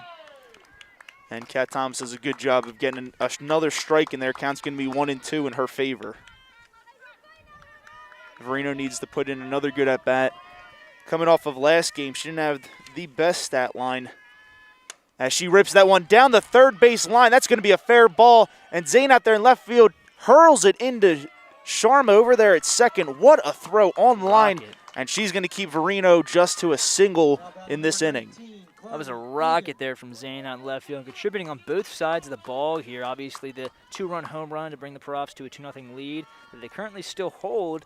If the Ramapo Roadrunners do not strike here for a possible RBI situation, only a man on first, or a woman on first, not in scoring position. However, things could get out of hand if you leave these pitches over the plate. This is not Emily August on the mound. I mean, obviously we saw the pitching performance she had last game, but different pitcher. Just have a fresh start and strike out there. Like I mentioned, just manufacture these hits. Chip away at that momentum. Thomas in the motion now. She gets a strike on the outside part of the plate. Counts when you 1-1. Still run over there in Verino at first base. 1 out. And Danny, like you said, you're right. This isn't Emily August. Emily August essentially is a Swiss Army knife, able to do many things, different pitches to get into many situations that help her team win. And Kat Thomas can follow in those footsteps and has shown that as she gets a dribbler up the middle, they get 1 out at second. They try to flip it to first. Nothing going. It is Eagan makes a good effort running straight through the bag to beat that. And the Profs are only going to get the 2nd out of this inning. And Kat Thomas, again, showing why she's the number 2 pitcher on this team, sporting a low 1 ERA. Absolutely incredible, as she's going to face Mahogany Wheeler now. Eagan over there at first base, 2 outs. Thomas in the windup. She gets Wheeler to chip that one off foul. Count will be 0-1.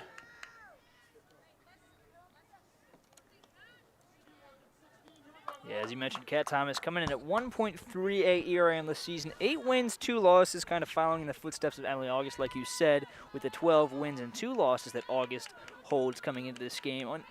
Thomas had less appearances, only 15 appearances compared to August's 22, as well as she had 9 games started in 3 complete games. So she can hold her own up there. It's not like, we go from Emily August to a much worse pitcher. It's going to be very interesting to see how she kind of follows up that spectacular performance that August just had.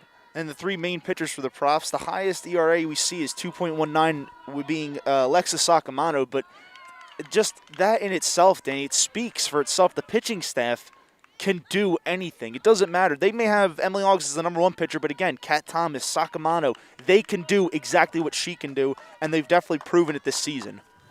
Yeah, just a little update on Kelly Duffy, another pitcher on this squad. She obviously got injured last inning, not playing first base here, obviously a leg injury. She looks in a lot of pain. She seems to be in the dugout under her own power, so that's always good to see. You never want to see a player go down like that with a terrible injury, but wishing her nothing but the best and a speedy recovery if it does end up being serious. Mahogany Wheeler continuing to fight here. Last 2 pitches, 2 consecutive foul balls now, as Thomas is just trying to get that strikeout pitch. And again, Wheeler keeping up the good effort to stay in this fight, and she'll put that one foul down the third base line.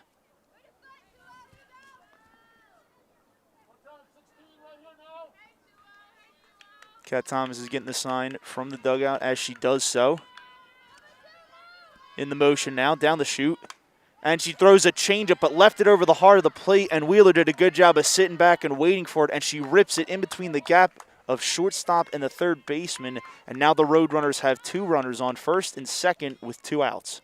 Now batting number 18, Avery Bartolomeo. So although their backs are against the wall here, it seems that the Roadrunners are in a much better much better frame of mind to kind of get some production going. Last game, they only got 2 hits. In this game, they've got 2 hits, but in the first inning, as opposed to it took them 2 hits through the 7. They're executing exactly what I thought they had to do in order to have some success in this game. Strike early, make her throw her pitches, make her get her pitch count up, and perhaps lose some confidence on this Rowan University Profs team. That's what's going to take down this juggernaut of a number 1 seed. I mean, they've had a spectacular season. They don't seem to be slowing down anytime soon. So if you're going to get to them, you're going to get to them that way. Indeed, you're right there, Danny. Again, but going back to last game, we talked about small ball, and all they've needed so far through this frame, bottom of the first, all they had is 2 singles. But again, they're maintaining the efficiency and keeping up the production of getting hits. And again, that's essentially what leads to wins. And Thomas puts another one in there. Count's going to fall to 1-2 to Bartholomew. She's going to have to battle here to try and not leave these 2 runners on base, 1 runner in scoring position. So a single through the shortstop or third baseman or shortstop and second baseman could proved to score some runners and bring some RBIs in for this Ramapo Roadrunners squad. However, if you leave these runners on base, it would be a huge blow, not only for the Roadrunners, but for Mahogany Wheeler, who's pitching her second game and has already been lit up for 2 runs. And again, you want to keep the momentum going. If the Roadrunners let this go, it'll stifle them in a few different ways. And Kat Thomas had the upper hand in the 1-2 count. Now it falls to full at 3-2. She's trying to get a little fancy here, trying to, of course, get the batters to swing, and Bartholomew trying to get her to go for something, but she's just not fooled. The next pitch, and she's going to hit this one over to Sharma. Sharma scoops it up, gets it over to first, and Kat Thomas gets out of this, only allowing 2 hits as we head to the top of the second inning. Profs still out 2-0 here. We'll be right back on Rowan Radio 89.7 WGLS FM. Stay tuned for more playoff action.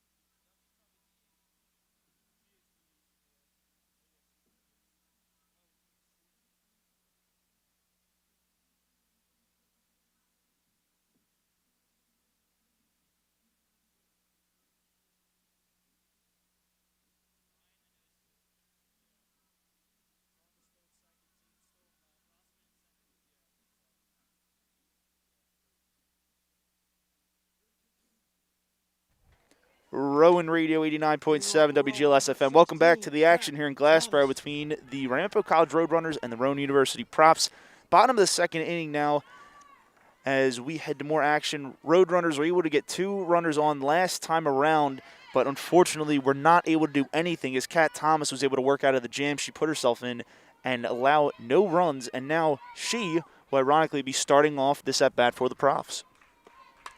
And Kat Thomas reaches out for that one. Second baseman bobbles it, and Thomas looked like she beat it out, but she just got caught on a hair, and that'll be the first out of the inning for the Roadrunners. Terrific way for the second baseman to compose herself and just not worry about the bobbled ball, and in the second baseman Eagan, not worry about the bobbled ball and just compose herself, pick up that ball, make a good throw to first, and it proved to work out for them as first out of the inning, and hopefully Wheeler can get a quick inning here and set down these Rowan University Prof batters and not allow more damage.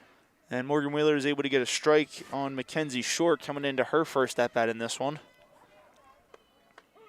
Next pitch, my goodness, looked like it was outside of the zone, but the umpire is going to call it a ball, and now Mackenzie Short will be stuck in an 0-2 count here. She's making up for that last game where she wasn't getting that call on the outside low corner and high corner, but gotten it a couple times here in just the first 2 innings.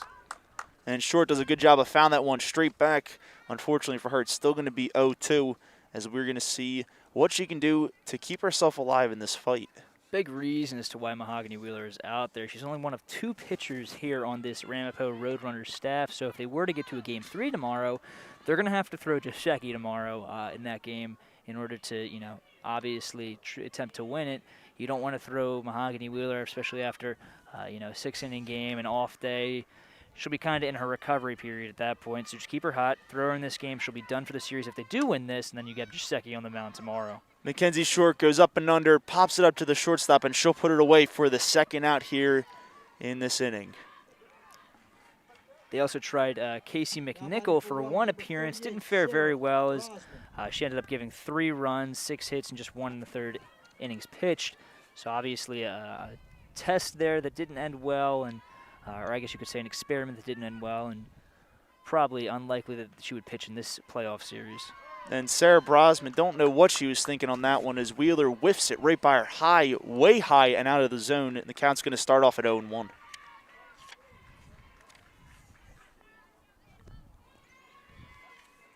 Next pitch from Wheeler, a strike perfectly placed down the middle. And just like that, back-to-back batters starting them off with an 0-2 count. Seems like Wheeler's finding some more of her footing here. The last game, she had did a good job of managing runs, only allowing 3, and so far through 1 inning, she's allowed 2, and is continuing to produce more efficiency in her at-bats and remain consistent.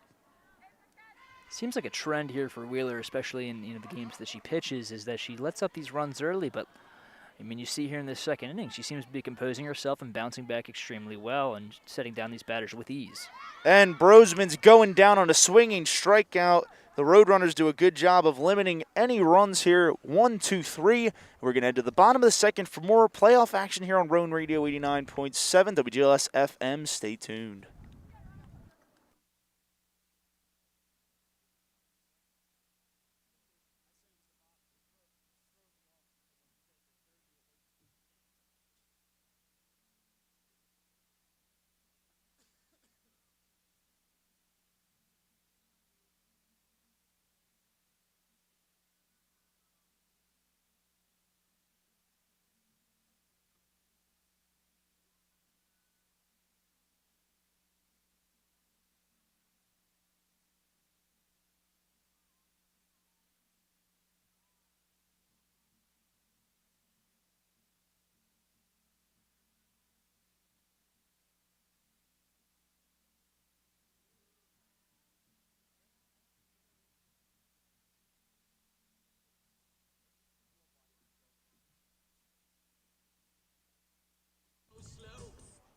Welcome back here to Rowan Radio 89.7 WGLS FM. Anthony Adenofi, Danny Ryan on the call. Leading off for Ramapo, number 11. As we're going to look to recap what happened the last time around. The Profs came up to bat in the top of the second. Unfortunately for them, they went down in order, and they had a very explosive start to the game, getting a 2-run home run by Morgan Zane, but lasting again, their bats were put to sleep. As Kat Thomas starts out this at-bat, and that ball is going to be ripped down the first base line, gets right by Mackenzie Short, and just like that, the Roadrunners have a runner on in this inning. Terrific piece of hitting there by Deo, just to take the ball where it came from and shoot it down just fair down the right field line. It's a terrific piece of hitting, terrific single. Great way to start off this bottom of the second inning here for the Roadrunners, as they're manufacturing hits this game. They've already passed their total of hits that they had last game through 7 innings, with just 3 here in 2 innings already, or not even complete 2 innings. 1 1/3 so far, not even actually 1 inning so far. I'm sorry about that, but yeah, just manufacturing hits in a large way, and much better, I would say, job, obviously in the batter's box today in this game for the Roadrunners. And Leighton tries to lay down a bunt. Nothing's going, as this time it will hit. Thomas picks it up, gets the out at first, but the umpire is going to call her safe. Extremely close play. My goodness, Carly Leighton, what an effort to beat that one out. It was definitely a bang-bang play. I'm surprised Kim Wilson's not out here challenging it. And now coming up to bat for the Roadrunners is going to be Melody Gleeson. Last game, she didn't have much to sport. 0 for 3 with 2 looking strikeouts, as now her team has 2 runners on, first and second, with still no outs here. Another bunt, except this time the ball bounced off the ground and hit Gleason's bat again. It came back and ricocheted off, and the umpire is going to rule that foul. So she's going to have a strike here, but it seems like the Roadrunners have a small formula they've kind of put together in that break we've had from the first game to the second game, and so far it seems like they're shaking up Kat Thomas a little bit out there.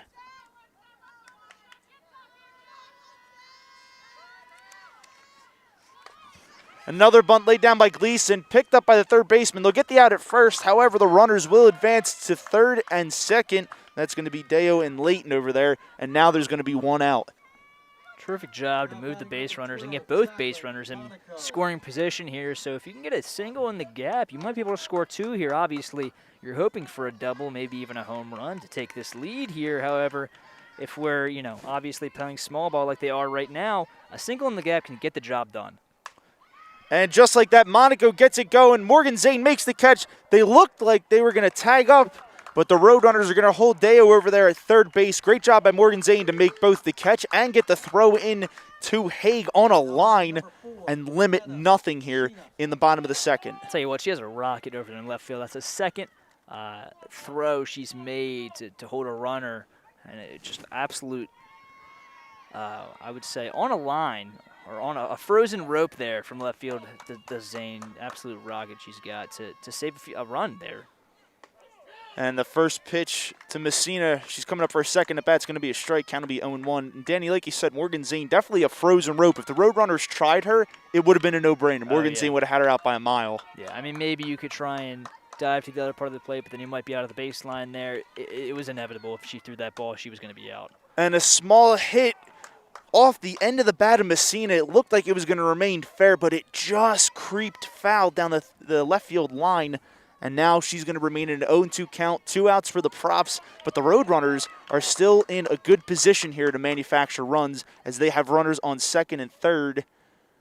As now it seems like they're going to have a small conference with Kat Thomas out there. So far, Kat Thomas doing a great job of limiting runs. Nothing allowed so far. Props are still out 2-0 here, bottom of the second.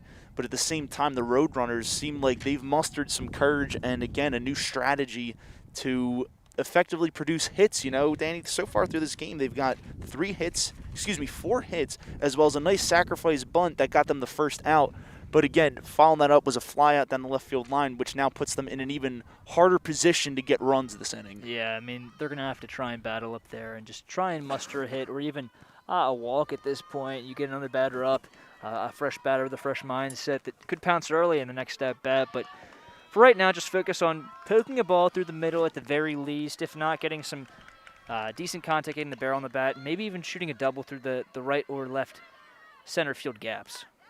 And Thomas tries to throw that one outside, so Messina goes for it, but it was way too far outside and hit the dirt. Count's going to be 1-2 now. Good eye there. Exactly what you need with 2 outs in the inning and 2 strikes. Both runners in scoring position. Thomas locked in now. She throws the next one. Messina does a good job. She's going to get a dribbler just over the head of Kat Thomas, and the center fielder bobbles it, but she gets it in quick enough to limit them to 1 run, and the Roadrunners have their first run of the game as well as the day in this doubleheader. Terrific piece of hitting right there. Like I said, if you can just shoot a ball between the shortstop or second baseman or the shortstop and third baseman, you'll be able to produce a run, maybe 2. And honestly, they might have been able to get 2 runs there if they send the runner from third and Carly Layton, because as you mentioned, the center fielder bobbled the ball there, hit the cutoff man, wasn't able to go straight home. So if the runner from third goes there, I think they might be able to score that run and tie this ball game up. But it will remain to be seen if they can get this runner from third home in the next with the next batter coming up. Yeah, and Sarah Brosman out there in center field did a good job. She may have bobbled it, but she recovered quickly enough because she kept the ball in front of her. And, again, you know, Denny, they probably could have been able to get that run, but at the same time, it was so close that if they tried, you know, you're gambling a lot there by doing that. Well, it's smart to limit those base running mistakes. I mean, we mentioned the key topic of last game was about how they had a lot of mental mistakes and how they needed to limit that in this game, and they did. I mean, obviously, you saw they're protecting here. They're trying to keep the runners at base. Now you have first and third with Krista Verino coming up to bat, and Verino not as successful here in her career against the Profs. However, this team seems to be rolling here in the second game of this doubleheader, so I wouldn't be surprised to see her shoot a ball in the gap or through the middle of the field. And Kat Thomas makes another fatal error. She leaves that one on the outside part of the plate, and Verino does a good job assessing that and gets a nice opposite field hit to right field. And the Roadrunners have done everything they can and have tied it up here in the bottom of the second inning. What a great piece of batting by Verino. Last game, she had 1 hit. She went 1 for 3. So far now, she has 3 hits on the day, and she's 2 for 2 in this one. And now coming up to bat for the Roadrunners is going to be Carly Eagan, and now she is in a prime position to move the runners in first and second over and potentially score them.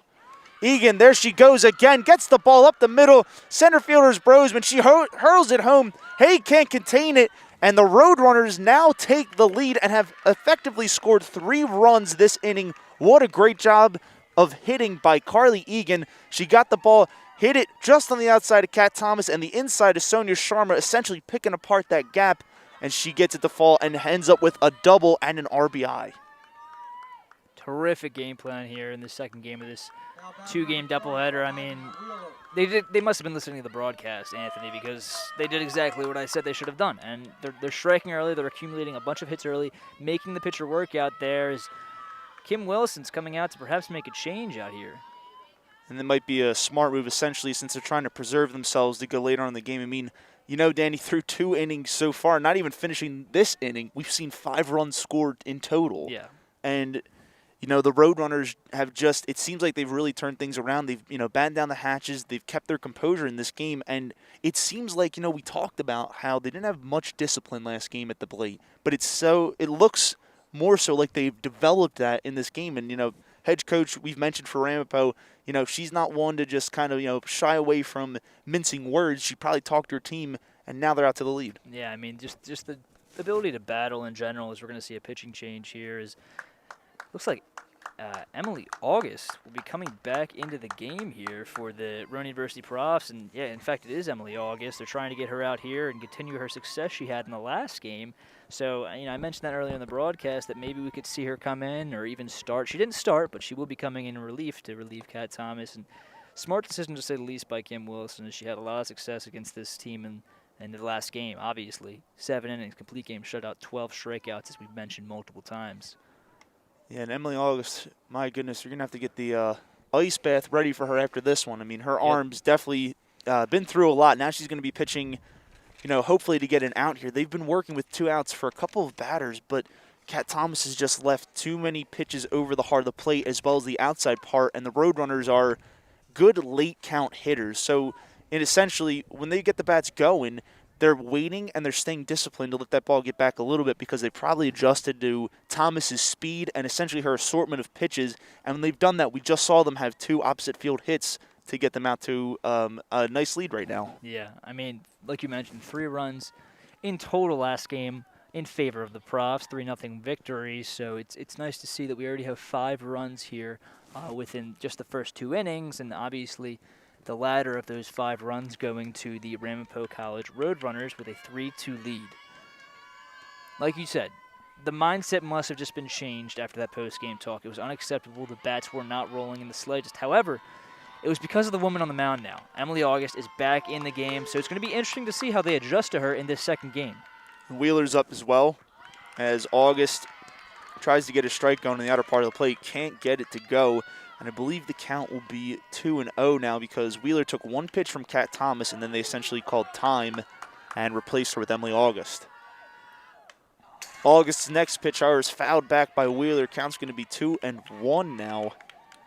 And the Roadrunners are looking to essentially add more runs to the scoreboard. Runners are in scoring position on both second and third base with 2 outs. Wheeler is in a very good position to move them over and bring them home. August throws a floater on the outside part of the plate. Nice changeup, and the count will be even now 2-2. That's where August lives, and that's where she may die if the Ramapo Roadrunners pick up on her pitches and her repertoire here. Obviously, her second time around facing this lineup, and it'll be interesting to see how they adjust. Wheeler hits that one sky high, and the shortstop for the Profs catches it, and they get out of this one. Good job by Emily August coming in relief. But before that, Kat Thomas surrenders 3 runs to essentially help the Roadrunners get out to a lead now. 3-2 heading into the top of the 3rd inning. We're going to take a quick step off here on Rowan Radio 89.7 WGLS FM. Stay tuned for more Profs playoff action.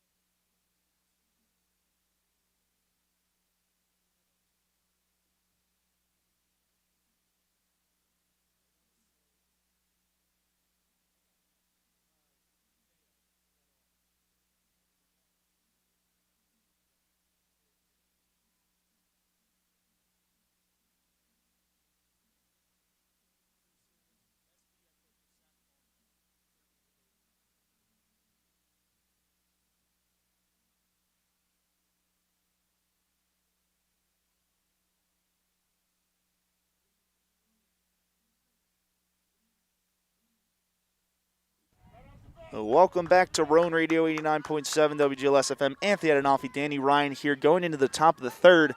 But the bottom of the second, to recap what happened, the Roadrunners were down 2-0 and have come out now leading 3-2 after a huge inning with consecutive hits, 2 singles and then a double to essentially get 3 RBIs and effectively picking apart Kat Thomas, which ultimately led to her being pulled. Emily August came in relief and was able to get the final out of that inning. The Roadrunners had their backs against the wall and did a great job of manufacturing runs with 2 outs, as now the Profs will step in for their third time in this game. It's going to be Brianna Bryant stepping in now as she's taking 3 consecutive balls, which means that she has the green light to essentially walk, or if she feels so inclined and it's a good pitch, could be a hit. The count is 2-1, not 3-0. And now it will effectively be 3-1 as Brianna Bryant does a good job taking a header, came right next to her helmet, and we're going to see what she can do against Wheeler. You definitely want to get something over the plate for a strike here, but you don't want to give her a meatball because she will capitalize on it. And Brianna Bryant does a good job of keeping it short. As she does so, hits it into center field for a single, and the center fielder almost overplayed that hit, but she's able to reach back as she overran herself, caught the ball, and kept Bryant to a single. Terrific piece of hitting, just a fastball up in the zone. She's able to take a hack at it, put it right back where it came from into the left center field gap, and luckily it didn't get away from the center fielder, but terrific piece of hitting and a nice single there for Brianna Bryant. And Wheeler does a good job of getting on McNair now early. She gets a strike on the low inside part of the plate. Count will be 0-1. Brianna Bryant over there at first base, no outs. And McNair extends, going down the right field line, and it will be caught for the out. No, it will go out of play. It's Danny and I are having a hard time seeing down the right field line due to the dugout, but it'll drop for a foul ball, so McNair is still going to remain alive in this count. And the Profs are looking to kind of come out here with a vengeance. Obviously, they were able to get to their starting pitcher, Kat Thomas. They were able to bring in Emily August in relief, but they're losing now, and they don't like that. They're going to look to capitalize here and get that lead back, or at least even tie it here in the third inning, the top of the third inning. If they can do that, it'll be a very, very back-and-forth game, I'd say, honestly. Definitely seems like the Profs are continuing to keep their foot on the gas, but holding back just a little bit as that ball is over to the second baseman. She bobbles it, and that's going to go down as an error as the Roadrunners' second baseman could not come up with that, and now there will be runners on first and second. Great job by Peyton McNair to beat that one out. As Sonia Sharma is coming up, another big bat in their lineup, but before that, seems like head coach Bridget Quimpo is going to call a quick timeout and go talk to Wheeler.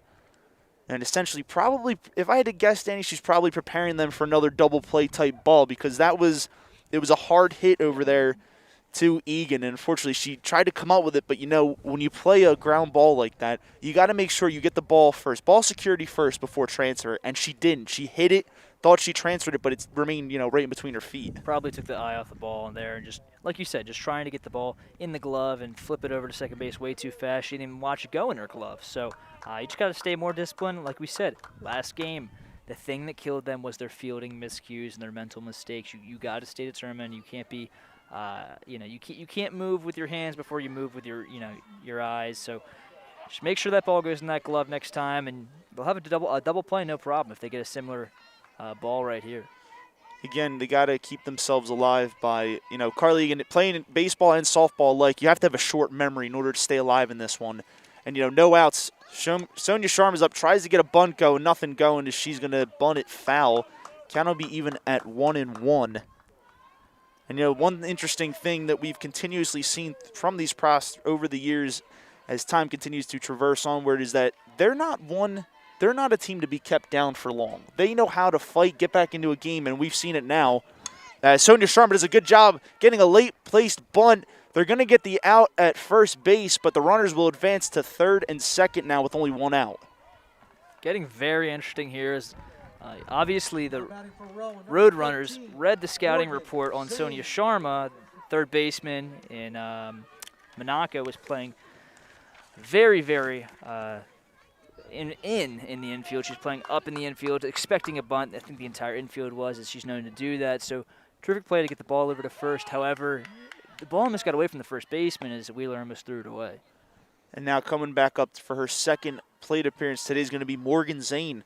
Last time around, Morgan Zane drilled a 2-run shot to deep center field right over the batter's eye as she is in another prime position to move her teammates home and take the lead.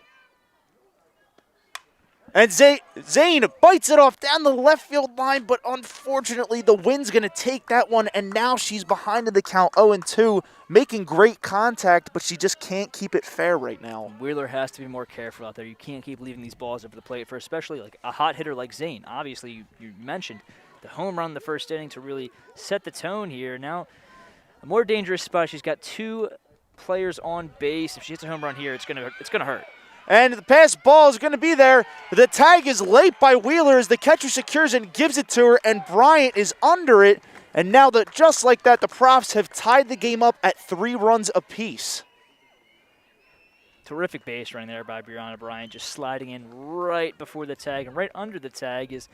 It's not like Wheeler got a slow reaction time. She was directly to home plate, laying down the tag as soon as that ball was in her glove. It's just better base running by Brianna Bryant and the Profs. And funny enough, Danny, I was watching the initial lead from both runners when that ball skipped out to the right, and it looked like McNair was actually on Bryant's heels. And when she went halfway, I guess Bryant decided, well, I guess I got to commit too. It was a little bit of tardiness on the base running, but at the same time, Wheeler just couldn't place the tag quick enough to get her, and Bryant got her foot on the outside part of the plate and tied it up. Morgan Zane now in a 1-2 count, runner on third. She goes down and gets it and does a great job, but that ball is going to be caught by the right fielder, and the Profs are going to strand a man at third base. My goodness, what a great job by the Roadrunners right fielder to go down and get that one. A nice little basket catch, and Morgan Zane's bat was essentially put to sleep. Great contact, but an even better effort by the right fielder. I mean, Melody Gleeson, what a play. The ball going away from her body, sliding in the opposite direction of the ball, but still able to get a glove on that one. It's just an absurd play by Melody Gleeson, and it'll prove to save a run here, so this game remains tied. Just a clutch play overall, and a huge, huge thank you, I'm sure, from her pitcher, Mahogany Wheeler. And now Cory Hague coming in. She'll take that first pitch for a strike. Hague bites it off. Oh, my goodness. The Profs strand a man, and the inning's over as Cory Hague puts that on a rope to third base. She'll catch it for the final out of this inning. We're going to head to the third with more playoff action. Stay tuned here on Rowan Radio 89.7 WGLS FM. We'll be right back.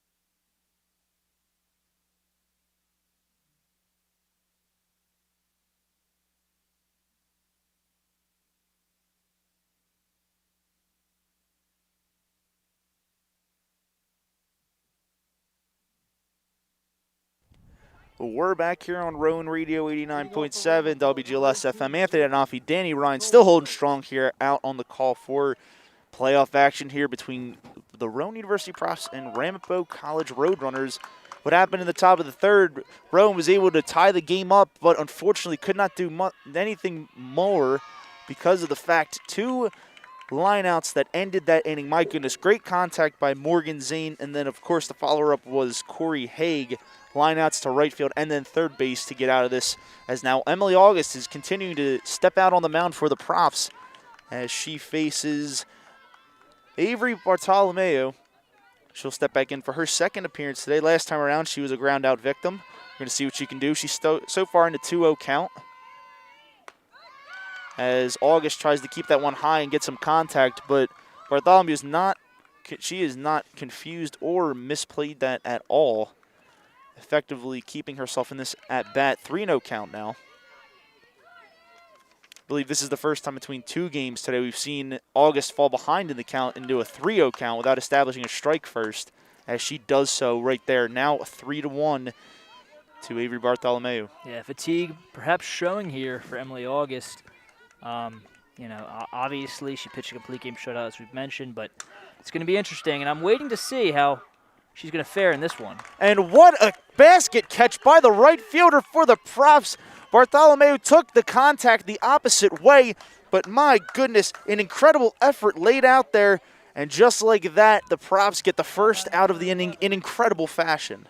I mean, what a play. Just to be, I mean, 2 terrific sliding catches in right field for both teams. I mean, just the ability to slide once again, that time towards the ball, and do a basket catch. Just a terrific defensive plays out here. We're only in the 3rd inning here, Anthony. So, I mean, it's just going to be interesting to see how this one plays out. A neck-and-neck game, tied 3-3 in the 3rd inning. So, we're in for a treat here. Definitely a very hard-fought game so far, Danny. That ball is popped up now to the shortstop on the Profs, and just like that, they get the second out here. Great job by Emily August to keep changing up her pitches, essentially going back to that great repertoire we've been discussing, and it definitely shows why she is the top pitcher on this team. And now we've got Layton coming back in as she shows bunt, but quickly changes her mind on that one as she's going to take a strike, swinging right through the ball.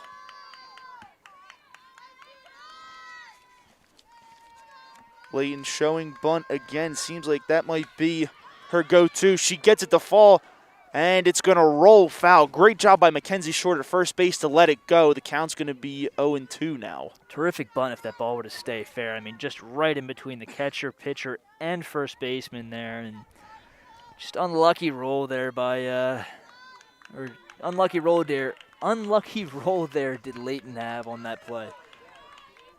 And Layton, again, a very interesting strategy, unlike I've seen, is she just keeps showing bunt. And again, you know, mixing it up, and she pulls back and tries to swing, and Emily August gets her 13th strikeout of the day, the first in this second game here, and the Roadrunners go down in order. We're going to take a quick step off, but we'll be right back here on Rowan Radio, 89.7 WGLS FM for more playoff action here in Glassboro.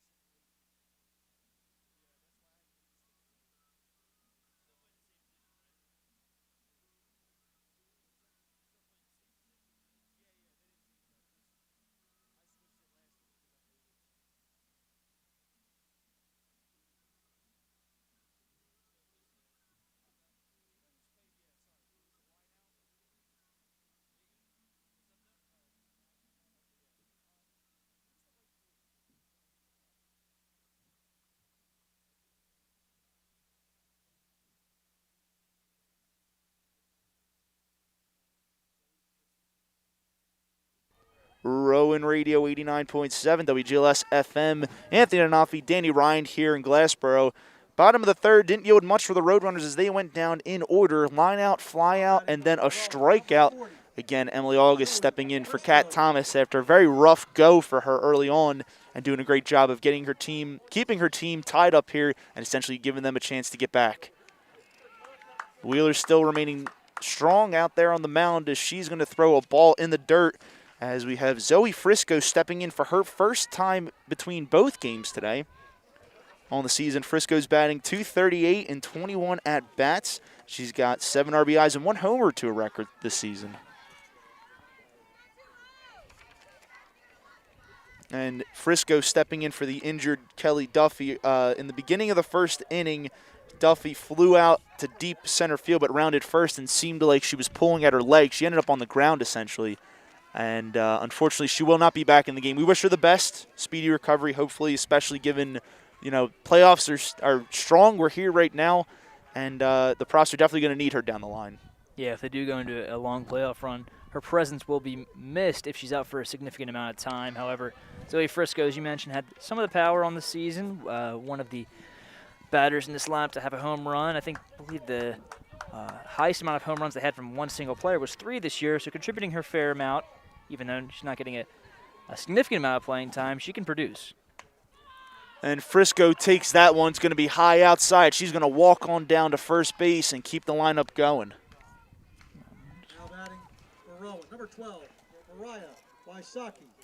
And now we've got coming up to bat Mariah Wysocki.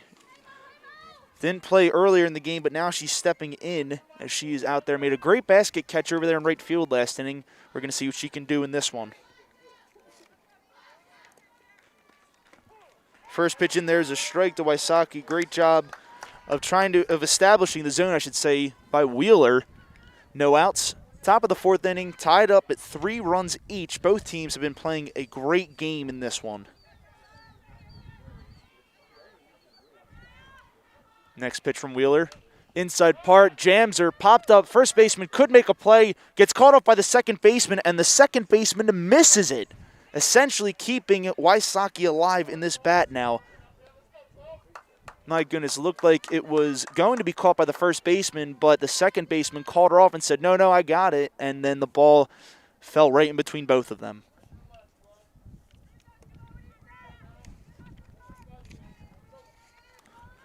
Wheeler taking her time getting the pitch.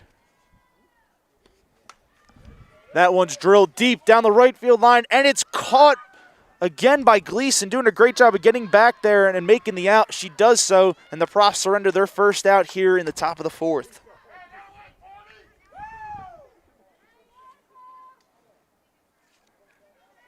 Terrific piece of hitting there, but even better fielding once again by Melody Gleeson out there. She's really been a staple. You know, there must be a magnet in her glove or something, she can't make a mistake out there. And like I said, another great play by her to really pick up her pitcher even when she misses her spots. And Mackenzie Short goes down to get that one. The shortstop makes a great running effort and puts that one away. And just like that, the Profs surrender 2 quick outs, still stranding Zoe Frisco over there on first base.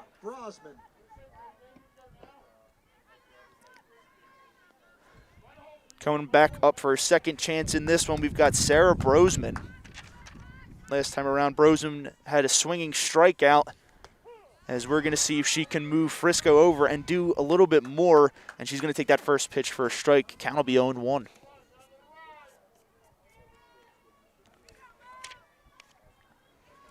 Wheeler in the motion now. Pinches that inside part just like she did on the last pitch, and it's going to be 0-2. Looks like Brosman's going to have to adjust and look to get her hips down a lot faster actually, and open them up, essentially driving the ball down the left field line. She'll reach for that one as it's fouled straight back past myself and Danny, and she's going to remain alive in this count. Still holding strong at 0-2, and Wheeler's looking to kind of continue her dominance there so far in this game. Giving up 3 runs, sure, but she has also been able to help her team get back in this one tied up, and she's looking to send Brosman home and get out of this one. Brosman again fouling it off and staying alive, doing a great job of continuing to pick apart Wheeler and see what she can do. It really is funny how Wheeler just seems to age like fine wine out there on the mound. I mean, we mentioned that the 2-run home run by Zane earlier in this game in the first inning, and then last game, the 2 runs just in the second inning. She's only let up 3 that game, and she's only let up 1 since that homer, 3 total this game. So we're in the 4th inning here, and she seems to be rolling. And honestly, like I said, getting better over time and as she gets more comfortable in this game and seeing this lineup. And as unfortunate as it is, some pitchers give up runs early in the game and then essentially get better as time goes on. And Wheeler blows that pitch right by Brosman, her second strikeout of the game. Brosman's second time going down with a strikeout as the Profs can't get anything going and strand a man over there on first base.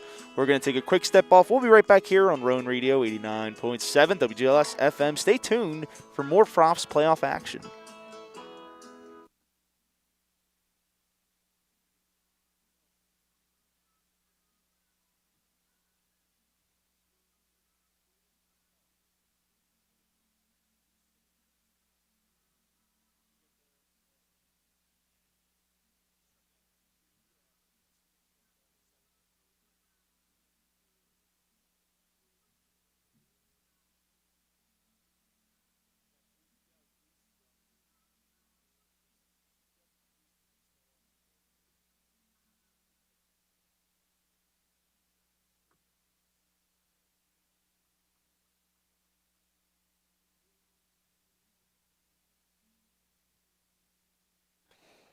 Rowan Radio 89.7 WGLS FM. Anthony Adenofi, Danny Ryan.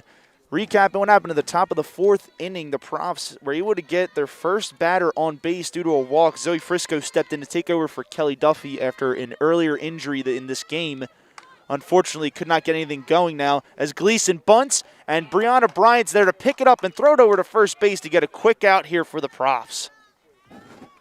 Yeah, terrific bump, but an even better throw there by Brianna Bryant. We mentioned, or if you listened to the last game, if you tuned in, she had a few, or actually not a few, but just one fielding error. She wasn't able to corral the ball at third on a similar bunt by the Ramapo Roadrunners, but able to corral it there and fire over to first base for a terrific out number 1.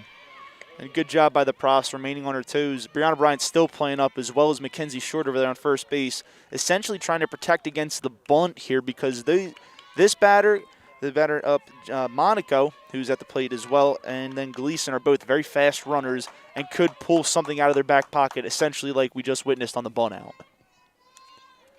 In high school, Monaco, a 4-time all-conference team member, 2-time Morris County Coach Award winner. Also on the Dean's list over at Ramapo. Monaco bunts, and Emily August is she's just that much faster than Monaco, and she gets the out. The ball didn't even touch the ground, and the Profs now have 2 outs. Now batting number 4, Anna Messina. Seeing a lot of bunts in these 2 games as well, so you almost have to think Emily August is expecting it from each and every batter that comes up. I can't put it past them, obviously. A lot of them have been able to and willing to throw that bat down for a bunt. And nice pitch by Emily August to blow right by Messina's. That's going to be an 0-1 count. And Daniel, like you said, we've talked about the strategy that the Roadrunners are trying to employ here and essentially get it going for their team. But having 2 back-to-back batters try and bunt to get on, essentially when the opposing team sees it, isn't effective as Morgan Zane tracks that one down in left field out of play and makes the final out of the inning. The Profs get 1, 2, and 3 outs here as we're going to head to now the top of the 5th, still tied up at 3 runs each. We'll be right back here on Rowan Radio 89.7 WGLS FM. Stay tuned for more playoff action.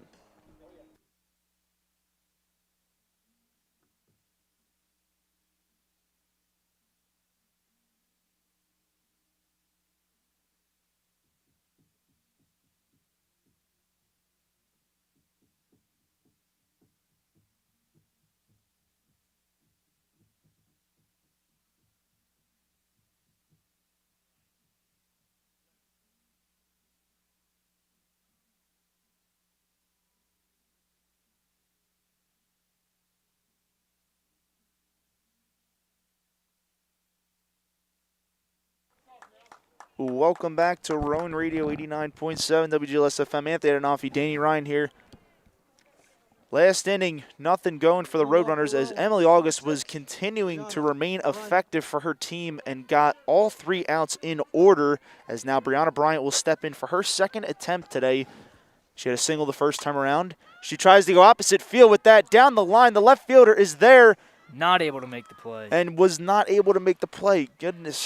Just missed it with her glove. Great effort. Danny, you having the better eyes over here. Could Yeah. see because visitors' dugout's in the way. I wanted to throw that out there for you because I know you don't have the best blind spot over there with that dugout. So, yeah, but just slicing foul. Almost made the play, but just not fast enough for that ball. And Brianna Bryant takes the next pitch, going down and under. Again, this one's going to be in foul play. The shortstop makes a great diving attempt to try and get it, but she won't. And Brianna Bryant getting lucky here and bailed out, essentially staying alive in this at-bat. The effort from this Ramapo defense is just unmatched right now. You can tell they want this game. They need this game in order to advance, obviously, and to a Game 3, but they want it, and they seemingly want it more than the Rowan University Profs out there as far as effort on defense goes. Brianna Bryant, 0-2, stuck in the count. And she's going to make a very poor swing on a pitch on the outside part of the plate, and she's going back to the bench disappointed as that's going down as a strikeout. Yeah, just swinging at that ball like a golf club or a sword in a sense. Just not the best of swings, but you could tell she didn't want to swing at that. Committed very late and just not able to get a piece of that. Is kind of a defensive swing there. And coming in for her next chance here, we're going back to the top part of the lineup. It's going to be Peyton McNair. McNair so far today. She's 0 for 2. She got on due to an error last time around, and she's going to hit this one sky high out to the right fielder. That's going to be Gleeson. She puts it away, and just like that, the Roadrunners get the second out. Melody Gleeson, an active member out there in the Ramapo outfield, making, I believe that's her 4th putout so far. So just an active member tracking these balls with ease and really helping out her pitcher and Wheeler here to settle down and throw a pretty decent game so far. And now Sonia Sharma is up as Wheeler's pitch goes wild on the outside part of the plate. It's going to be a 1-0 count. So far today, Sharma hit a double in her first at-bat and then had a sacrifice bunt the last time around. We're going to see what she can do to work Wheeler with 2 outs. And a soft change-up late in there for a strike. Good job by Wheeler to battle back, and the count will be even at 1-1.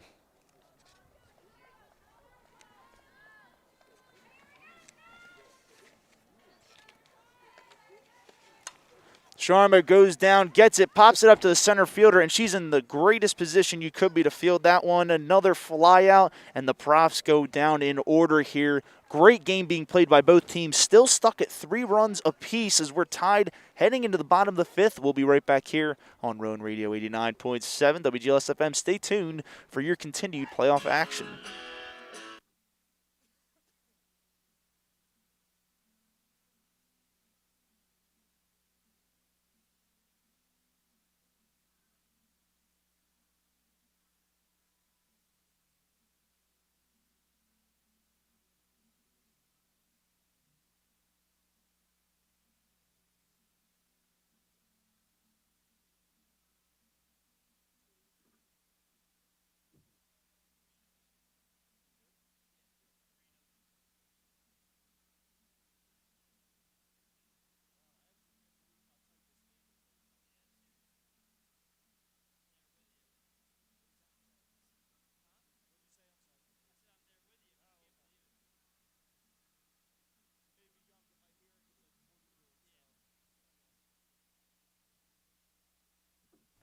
Rowan Radio 89.7 WGLS-FM. Anthony Adolfi, Danny Ryan continuing to call through this. The weather, talk about cooling off. Earlier it was sunny, couldn't beat it. There was no cloud in the sky, and now essentially we're in overcast, and it is freezing cold here as both teams remain locked in.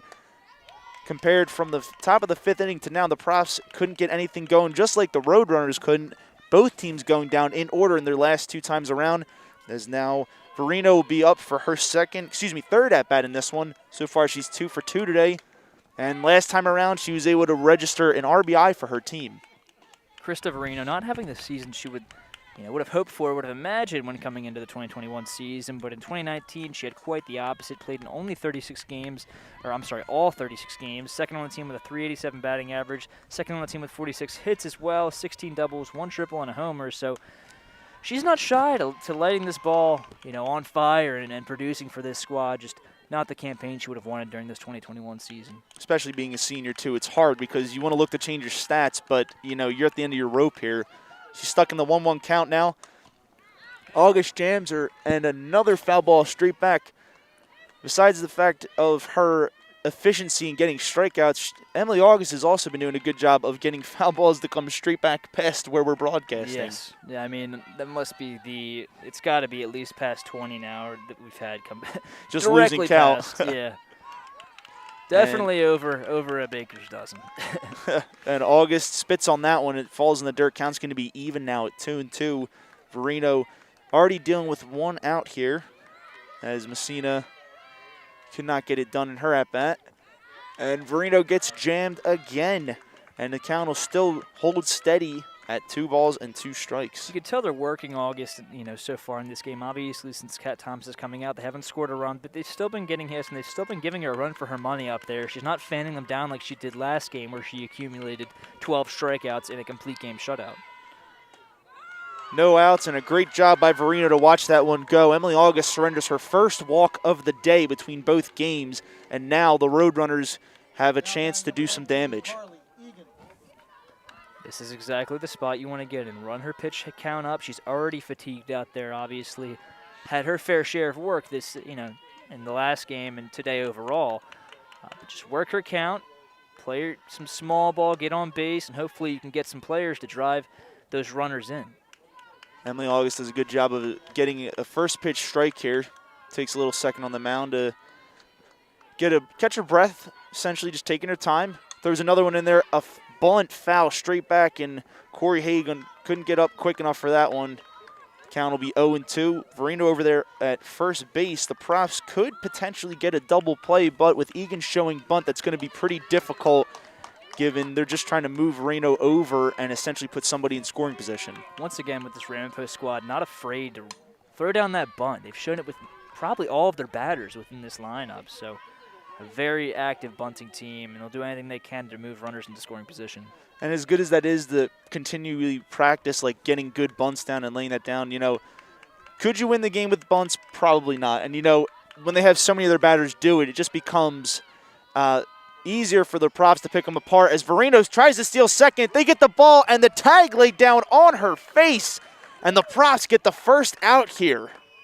I mean, an absolute rocket there from Hagen. You mentioned off air, every single time she throws that ball in the in warm-ups, it's just an absolute missile, a curve that starts and looks like it's going to go in the outfield, but just curves right into the second baseman's mitt, and absolute rocket there. And even better tag there by the shortstop to get her out for the first out of the inning. And Eagan reaches for that one as the right fielder gets mixed up with Sharma, but fortunately for them, they're going to put it away, and that's going to be the second out of the inning. And Danny, going back to Hague, it's like watching a magic trick, essentially. She throws that ball, like you said, then it bends right back, right where she wants to throw it. Just a great throwing mechanics to essentially get the out. Almost like a wiffle ball out there. Almost, yeah. And the second out of the inning is we've got Wheeler stepping back in as she drives that ball foul way out of play. Coming off of James Hall here at Rowan, and the count will be started 0-1. We've got to recognize the contribution that Mahogany Wheeler has had here for this Ramapo squad here today, pitching in both games, starting both games as well, and looking to get herself some run support here as we're still knotted at 3 here in the 5th inning. Emily August throwing a nice little floater. Looked like, I mean, to me, it looked like between a mix of a changeup and a knuckle curveball. Unfortunately, it fell on the outside part of the plate, so it count's going to be even at 1-1. Flirting with that outside corner again. She's playing her game correctly. She's known she can get success on that outside corner from this umpire, and she's using it to her advantage once again. It's like her and the umpire have had a conversation about where she's going to throw, and he's going to call that a strike, but they haven't had that conversation. Yeah. It's essentially what she's established today. 1-2 to Wheeler now. August in the motion. Throws a floater, but Wheeler wasn't fooled. She saw it right out of August's hand, and she gets that up the middle to fall for a base hit. The Roadrunners showing some life, working with 2 outs in the top of the 5th.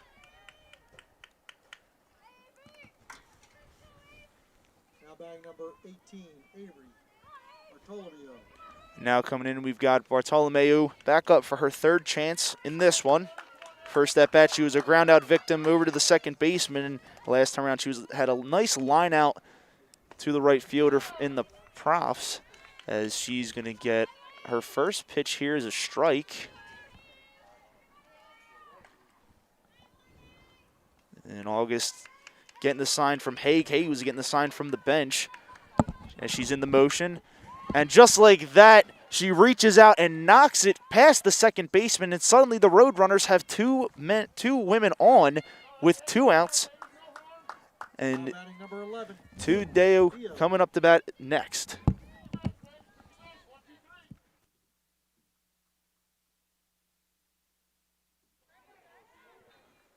Last time around, 2 had a single. First at bat she had a single, and then she had a pop out to the shortstop. As now they're having a discussion between the head coach and the assistant coach for the Roadrunners, probably again discussing strategies to move the runners over and try and get out to the lead. Both teams still locked in a good fight here. They're working with 2 outs as well, and Wheeler and Bartolomeo did a good job of moving themselves onto base, getting good placed hits. Sonia Sharma played a little bit over towards the first base. She was creeping, essentially cheating just to see, what would happen. But Bartolomeo just was able to get there first and got it past Sharma, going right up the middle, just like Wheeler did in the at-bat before her.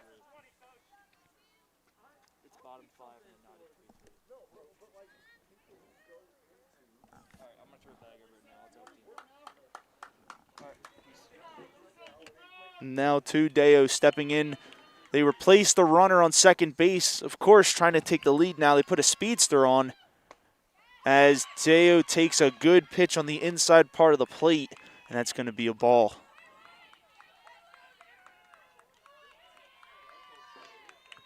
August trying to get the out, Deo trying to get the run. And she holds firm on that, but this time the umpire's calling it a strike. And Emily August is going to keep fighting in this one. She knows what's at risk, and Deo knows what would be her reward if she were to get a hit or just get on base in general and help her team get out to the lead. Good pitch by August, but it sails just outside as Deo does a good job waiting back. Run over there on second base, getting itchy, essentially. She took a huge lead coming off the bag. As the next pitch goes, Deo goes down and under, gets it to come up, and Morgan Zane makes the third out of the inning, and the Profs escape a near losing part of the game where the Roadrunners could have taken the lead, but they didn't, still remaining tied apiece. We're going to the top of the sixth inning now. We'll be right back here on Rowan Radio 89.7 WGLS FM. Stay tuned for more Profs playoff action.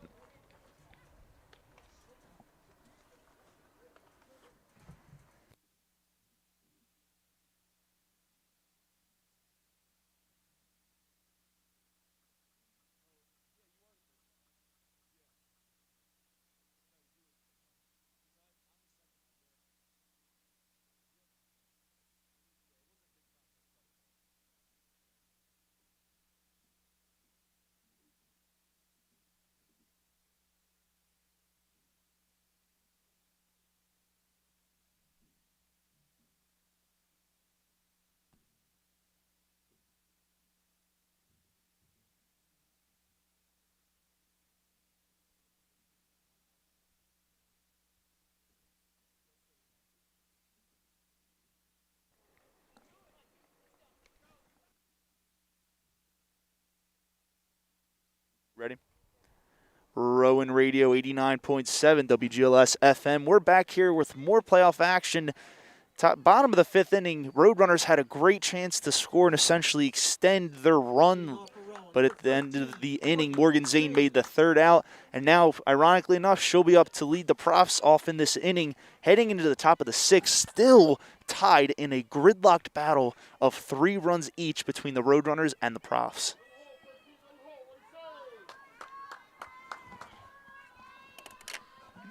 So far today, Morgan Zane had a 2-run shot in her very first at-bat.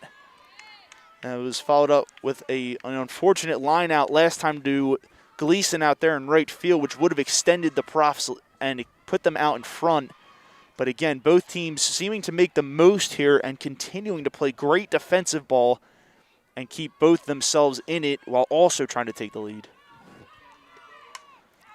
And Zane gets caught reaching for that. She's found that one right behind first base. It's going to go way out of play, and now she's in an 0-2 count.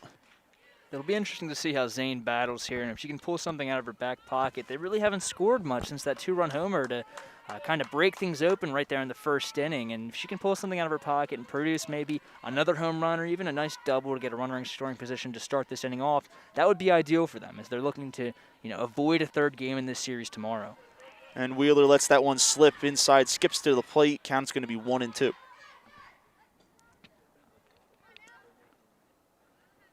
Profs trying to keep themselves in it as well as extend the lead. Roadrunners exerting the same effort, and it's essentially just a chess match of a game right now, Danny. Yeah, chess match to say the least. And I don't know if I was a betting man that I'd expect this game to be this close right here in the top of the sixth inning. I mean, we're getting close to what should be or what is normally the final inning, and it's looking like we may go to extras here in Glassboro. And Morgan Zane goes down, gets it, drives it deep. It's off the fence. Left fielder still trying to find it. She gets it now, but unfortunately for her, Morgan Zane will add another huge exclamation to her resume today as she gets a leadoff double and puts the Profs in a prime position to capitalize on this. And what did I tell you there, Ann? A nice double to get a runner in scoring position to start this inning, and she pulled it out of her back pocket. She took that ball right over the heart of the plate and drove it to that left field, to that deep left field, and it wasn't even like it was in a gap. It was just hit so hard that the left fielder couldn't react in enough time to get that ball. and gets the pitches thrown. Hague takes it for a strike. They do a quick throw down to second to check Zane. She was back in there easy. And Morgan Zane showing that she came to play and she came to win in this game with an incredible double. Cory Hague now up to bat. She's going to let that one sail outside. Count's going to be even at 1-1. Cory Hague coming up big last inning, being able to throw out the runner at second base to kind of get rid of that runner in scoring position possibility on the stolen base attempt, and looking to produce here offensively as well. Hague rips it down the left field line. Unfortunately, she can't get it to stay in play, and she's going to be in a 1-2 count now. No outs. Morgan Zane led off the inning with a huge double. Hague 1-2 count, trying to move her home or at least over. Still tied up at 3 runs apiece here in the top of the 6th. The next pitch from Wheeler. Hague at least battling here. She's going to keep that one foul. And it's going to go down the right field line this time, continuing to show Wheeler that, listen, no matter where you throw it, I'm still going to, chip away and essentially keep myself alive in this at-bat. So good luck putting something past me, but I'm ready for what's coming. Yeah, I mean, a key moment in the game here. One missed spot could really prove to be the deciding factor for this game if the Profs are able to score and, obviously bring that runner home from second base. But you got to be careful here if you're Mahogany Wheeler. I mean, no outs, runner on second, a dangerous hitter up to the bat, and this game can get out of hand very quickly if you don't execute your pitches correctly. And Mahogany Wheeler letting those two slip is now the count's going to be full at 3-2. No outs. Morgan Zane eager to come home, clapping on her teammate over there. Hague's just trying to stay alive, let alone trying to get on. The pitch from Wheeler. Hague gets that one. It goes back, and it's off the fence, but that's going to be ruled a home run.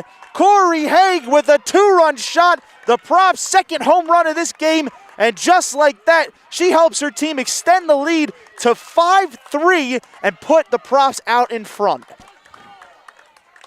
I mean, that looked directly off the fence, but it must have hit the tree over the fence and hit the back of the fence, but the left fielder was able to get that ball and throw it in, so I guess it went under the fence. Weird situation. Regardless, that'll be scored as a home run and put the Profs up 5-3 here in the top of the 6th inning, and a huge exclamation mark to kind of break this game open and hopefully use this lead to prevail to victory.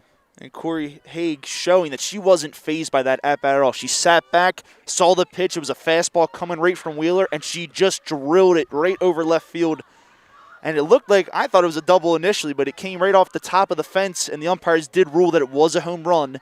And now the Profs just need to maintain their lead as well as put themselves in a better position to extend it, essentially. They're only up by 2, so slim lead at that, but they have the lead nonetheless. So we're going to see now what Zoe Frisco can do. She'll take that first pitch as a ball, as now the catcher and Wheeler for the Roadrunners are going to have a small conference, followed by now head coach Bridget Quimpo.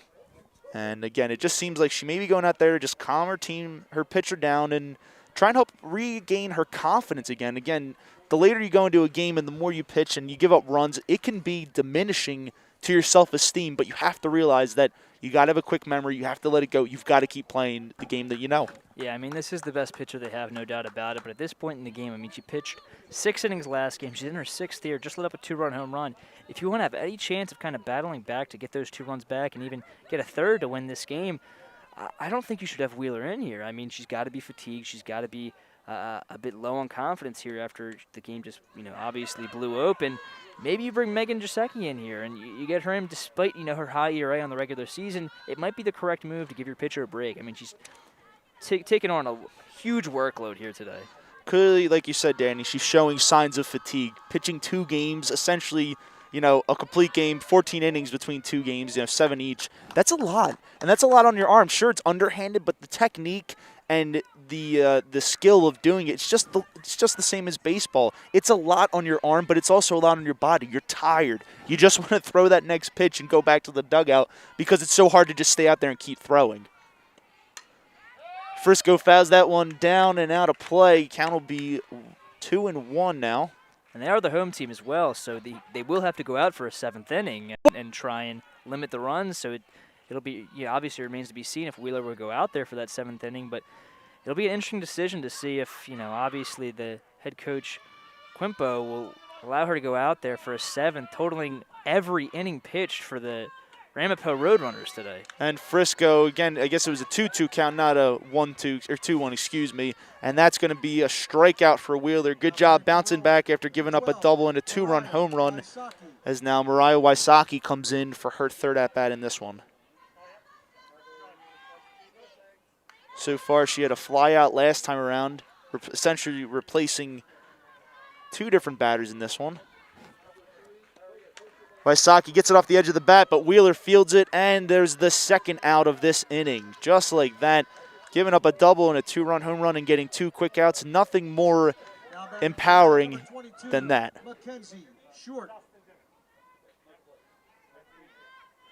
Now we've got Mackenzie Short coming up. So far, she's 0 for 2 today. She had a pop out to the shortstop, and she had a deep fly out, another fly out to the shortstop too. So both times going to the shortstop, we're going to see if she can look to turn her luck around here and extend the lead or just get on base.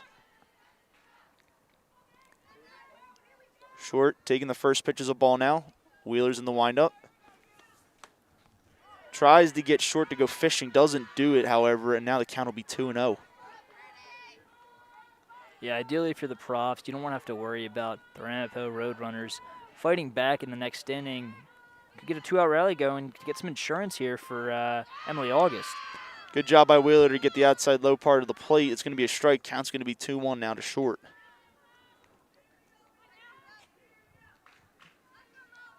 It'll be huge here if Wheeler's able to get out of this inning with only 2 runs let up on that home run.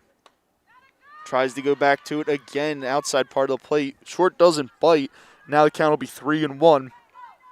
Profs now working with 2 outs. Before they had none, scored the 2 like you just mentioned, Danny. And Wheeler definitely showing a little bit more of the fatigue becoming evident. As Short goes down, gets that center fielder's coming in, and she does. A great catch on the run. And that just like that, the top of the 6th inning is done now. And we're going to head to the bottom of the 6th for more action. The Profs get a nice 2-run home run to put them out in front. We'll be right back here on Rowan Radio 89.7 WGLS FM for more playoff action. Stay tuned.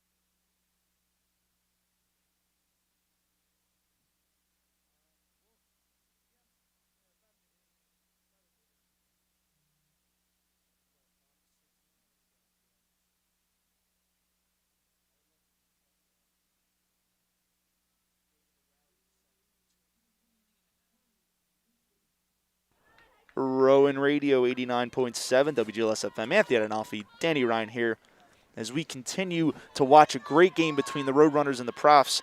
The Profs were able to finally break the tie here and get out to the lead 5-3 with a huge 2-run home run. And now the Roadrunners are back in a position to try and get themselves back in this one, as the first pitch will be called a ball to Carly Layton.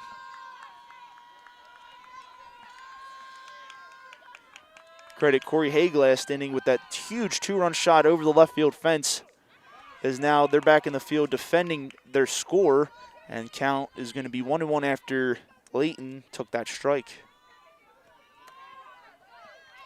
You've got to imagine that Emily August is coming in here with a killer mentality, looking to just set down everyone who comes in her way and just get the Profs out of this so they don't have to play a 3rd game tomorrow, and hopefully they sweep, or she's hoping to sweep the Ramapo Roadrunners in just a little over, I would say 2 hours? Yeah, just quick work. Definitely making short work, exactly. That pitch fouled straight back again. Good job by August to jam Layton. Count's going to be 1-2. But yeah, Danny, I mean, the first game we called, an hour and 15 minutes went by pretty quickly, and this one also going by pretty quickly, but just showing that both teams came to play today. Nobody's laying down and just taking it. They want to win, which is good because obviously it's playoff time, it's important, and this could be it for Ramapo if they don't get themselves back in this one. August loses control of that one. It goes outside for a ball. Count's going to be even out 2-2. Layton continuing to show her bunt strategy. Pulls back. August slips and loses that one again. Full count now as her teammates are cheering her on, essentially trying to keep pushing Layton, keep holding strong. You're almost there. But at the same time, Rowan's bench also being loud, trying to push August to try and get this out. Showing bunt. Common theme within this game. Layton, my goodness, jammed and gets a small pop-up to third, but Brianna Bryant just a little behind on trying to get it, and it just goes beyond the reach of her glove, and Layton's going to remain alive in this count. Battling as she should. I mean, her team is down. They need to manifest and manufacture some runs. Layton gets all the way under this one. A huge pop out to Morgan Zane there in left field, and she does. Zane comes away with it and puts it away for the first out here. Good job by Emily August to continue fighting in this count. Now batting number 17, Melody Gleeson. Now coming back up for her third time in this one, we've got Melanie Gleeson. And Melody today, again, one of the prominent names myself and Danny have been talking about. She's been doing a good job getting on the base as well as making plays in the field as she swings right through that pitch for a strike, starting her out at 0-1. Yeah, name we've said a lot today. I mean, she's just been a star out there. I believe 4 putouts over there in right field. So on her A game today, let's see if she can produce on the other side of the ball here with the bat. August goes right up the chute and does so efficiently as she gets another strike. Count's going to be 0-2, and suddenly Gleeson is in the hole.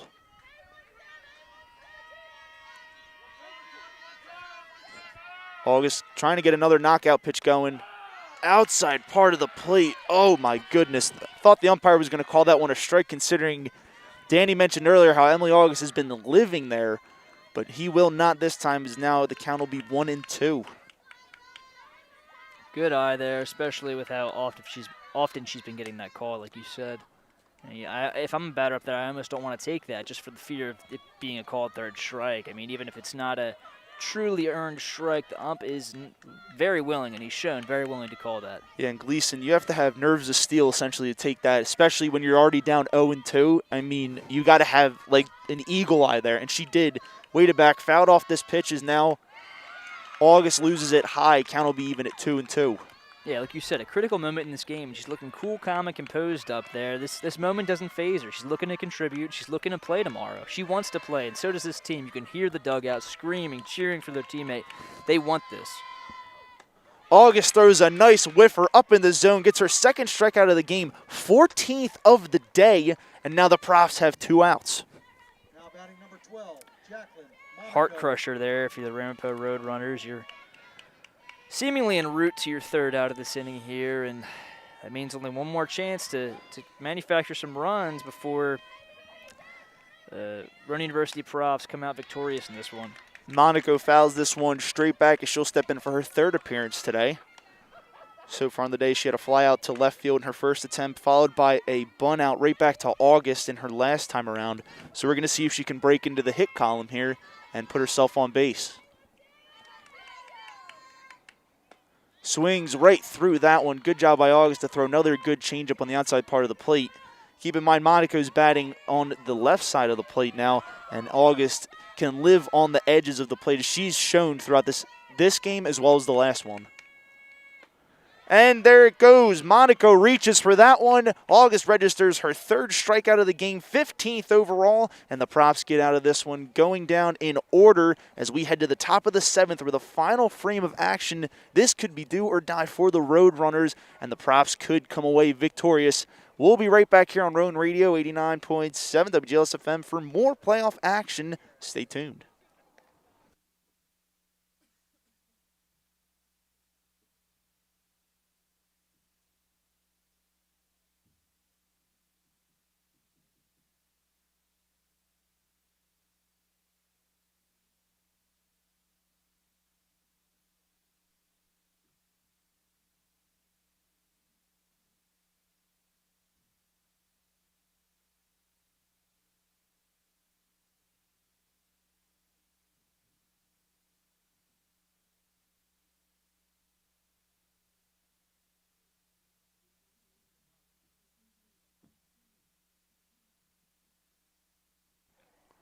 Welcome back to Rowan Radio 89.7 WGLS FM. Anthony Adenofi, Danny Ryan here.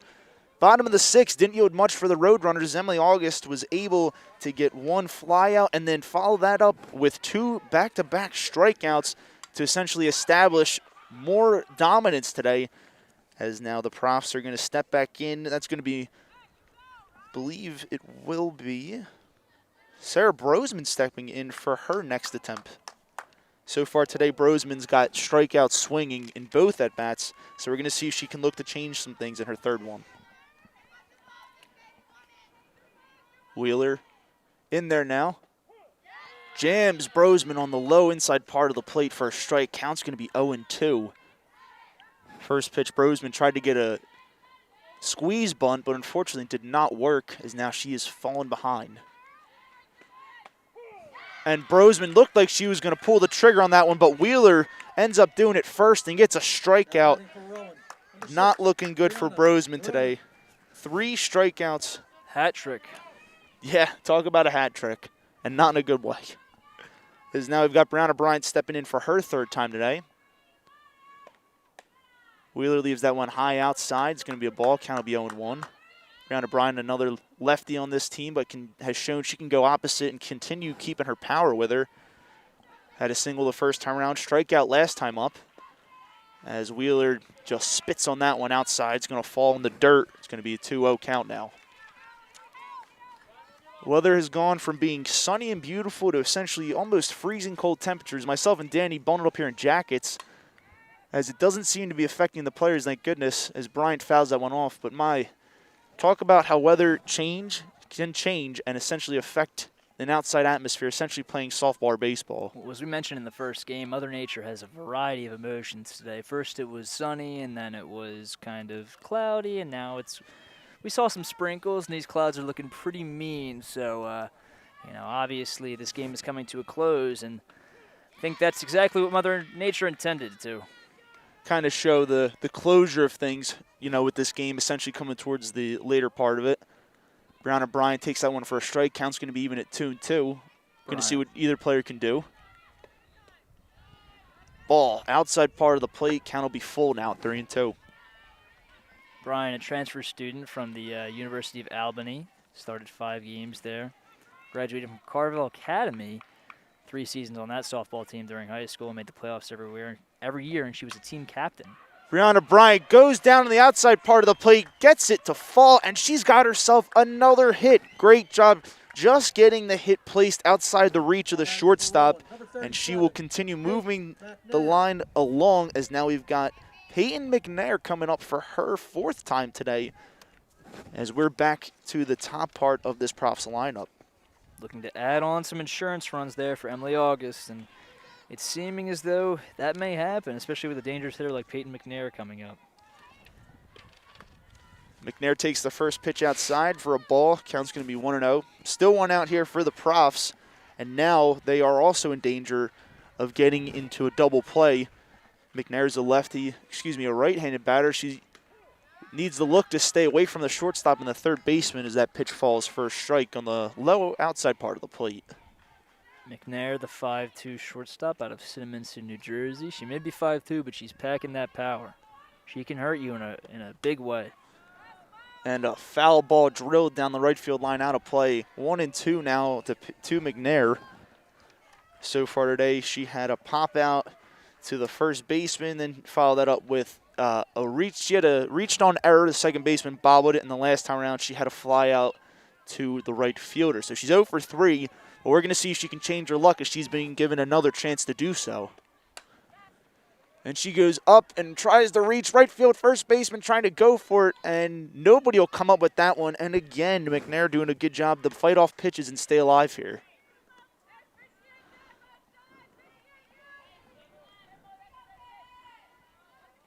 Bryant over there on first base, 1 out. Profs have stranded runners a couple of times so far in this game and last. Roadrunners have also done the same. The difference being Rowan's been able to manufacture them as the ball falls right in front of the right fielder. Good job by McNair to reach out and get that one. And now the Profs have 2 women on with 1 out to work with and are in yet another great position to manufacture runs. Number 8, Sonia Sharma. Wheeler started off the inning so well with the backwards K, called third strike, and then just 2 straight singles to kind of fluster her a bit, and it's not looking good with Sonia Sharma up. Expect the bunt, though, as you see the third baseman playing in. Sharma now gets that one down, and she's got it. Falls in front of the left fielder. Left fielder does a good job of getting it in quickly, and Brianna Bryant will not go any farther than third base, and suddenly the Profs have bases loaded with 1 out, and Morgan Zane coming up to the plate. Keeping in mind, Danny, you and I already know, she drilled a 2-run homer in her first at-bat and had a double in the last inning. So we're going to see what she can do here. Even if Morgan Zane doesn't produce in a big way here, you also have Hague, who just hit a home run to break the game open and, give us the score we have right now in 5-3 after a 3-3 tie for quite a few innings. So they've got some dangerous hitters coming up, and as you can see, they're meeting out on the mound, figuring out what kind of strategy they're going to use here to kind of limit the damage here before the bottom of the 7th inning, their final chance to try and manufacture some runs. And the effort could go either way, Danny. As both you and I know, bases loaded. They've got 1 out, which means that, of course, there's now a force at home plate. So Roadrunners, on one hand, could look to get 2, depending on how the ball's played, or get 1 and try and save the run at home plate.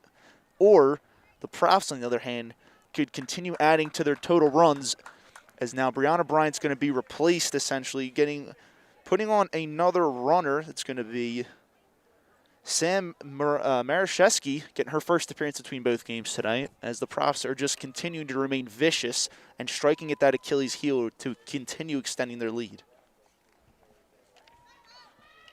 Zane's in now as they come out of a small talk at the mound. And Wheeler loses it wide. Count's going to start out 0-1. And, if I'm Wheeler out there, I'm definitely going to be a little bit scared of Zane, especially surrendering a 2-run home run back in the first inning. Zane is in another prime position to continue her offensive onslaught. You can see Wheeler not wanting to give up anything in the top or the middle of the zone. All balls down, even trying to get that out and away call there that the umpire's been, we mentioned countless times, the umpire's been willing to call. So smart that she's trying to work down in the zone. Wheeler gets her to swing. They tried to get the out at first. They do, but before that, the run will score and essentially put the Profs out. Good effort by Marashevsky to run, and now the Profs get 1 more and add to their total of 6-3 here in the top of the 7th inning. Now coming up to bat, we have Cory Hague. Last inning, Cory Hague hit a 2-run home run over the left field fence, and we're going to see what she can do as 2 runners are still on. Sonia Sharma at second base, followed up by the runner in front of her being Peyton McNair over third, as Hague continues remaining patient. 2-0 now. 2 outs in the inning. Wheeler doing a good job of limiting runs, but allowing too many today. But, her team's just been relying so much on her. She's logging almost 14 innings between both games. She will if she finishes this inning. And the ball's popped up. Hague's running it out. Shortstop's under it, and they do get it and put it away for the final out of the inning, but not before the Profs add 1 more run to their total. We're going to head to the final inning action, bottom of the 7th, where the Roadrunners need to make something going for them. We'll be right back here on Rowan Radio 89.7 WGLS FM. Stay tuned for more playoff action.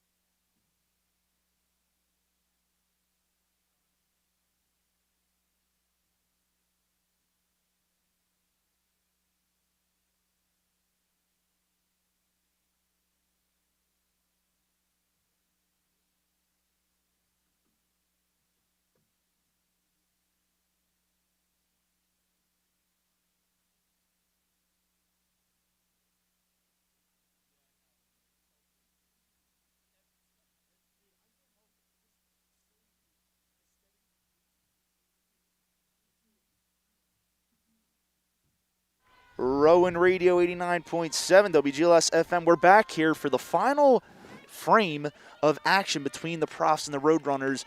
The Profs were able to get the bases loaded last inning, but were only able to push across one run as the final 2 outs came from Zane and Hague. Unfortunate pop-outs now as the Roadrunners are down 6-3, bottom of the 7th. Emily August is looking to finish this one out strong. Kat Thomas she ended up with the start, but unfortunately only logged about 2 1/3 inning, and Emily August has just remained out there since.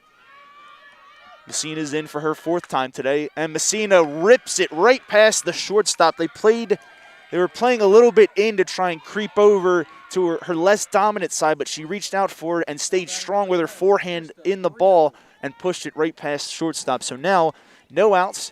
Coming back up to bat is going to be another formidable force in Verino.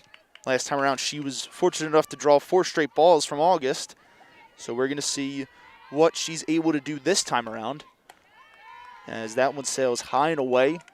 Verino with a productive day, 2 singles and a walk. She's been providing the total bases today here for the Roadrunners, and hoping to move this runner to scoring position or even score if she can get a ball deep enough into that gap. August tries throwing a curveball but loses it up high. It's going nowhere, and Verino's doing a good job, again, of working that count. Like you were saying, Danny, that walk came last time because the discipline established. She was able to hold back, let herself go, and she let August do what she needed to do, and she let it go. And she draws another ball. 3 straight balls from Emily August, which is going to only cause Hague to go out there and talk to her now. I mean, in a situation like this, what do you think you'd say to August, Dan? No outs, runner on first. Not much you can say, honestly. Just play your game, and it's just a fluke. Honestly, it's just a fluke because hasn't let up a run today. I mean, she came in for Kat Thomas, like you mentioned, and she's been not as lights out, but she's gotten the job done without a doubt, and she's looking to continue that success here. But there we go, another walk there by Verino, and now we've got ladies on first and second with Eagan coming up, a first-team NJAC conference team member, so formidable threat to say the least, and now we're in danger zone. If this ball goes over the fence, this game is tied. We're going to extras, so very interesting to say the least. And reminder, the Ramapo is the home team in this game, so they could walk it off if they were able to manufacture enough runs. And as we speak, Danny, it seems like Kim Wilson's going to come out and call a small conference between the infield and Emily August, which can only lead me to think what they're going to do. They're in a very peculiar position. They could bring Alexis Sacamano in. Unfortunately for them, Kelly Duffy's hurt. She left earlier in the first inning. We talked about that injury. But if they needed somebody to come in a pinch and relief, Sacamano could get the job done.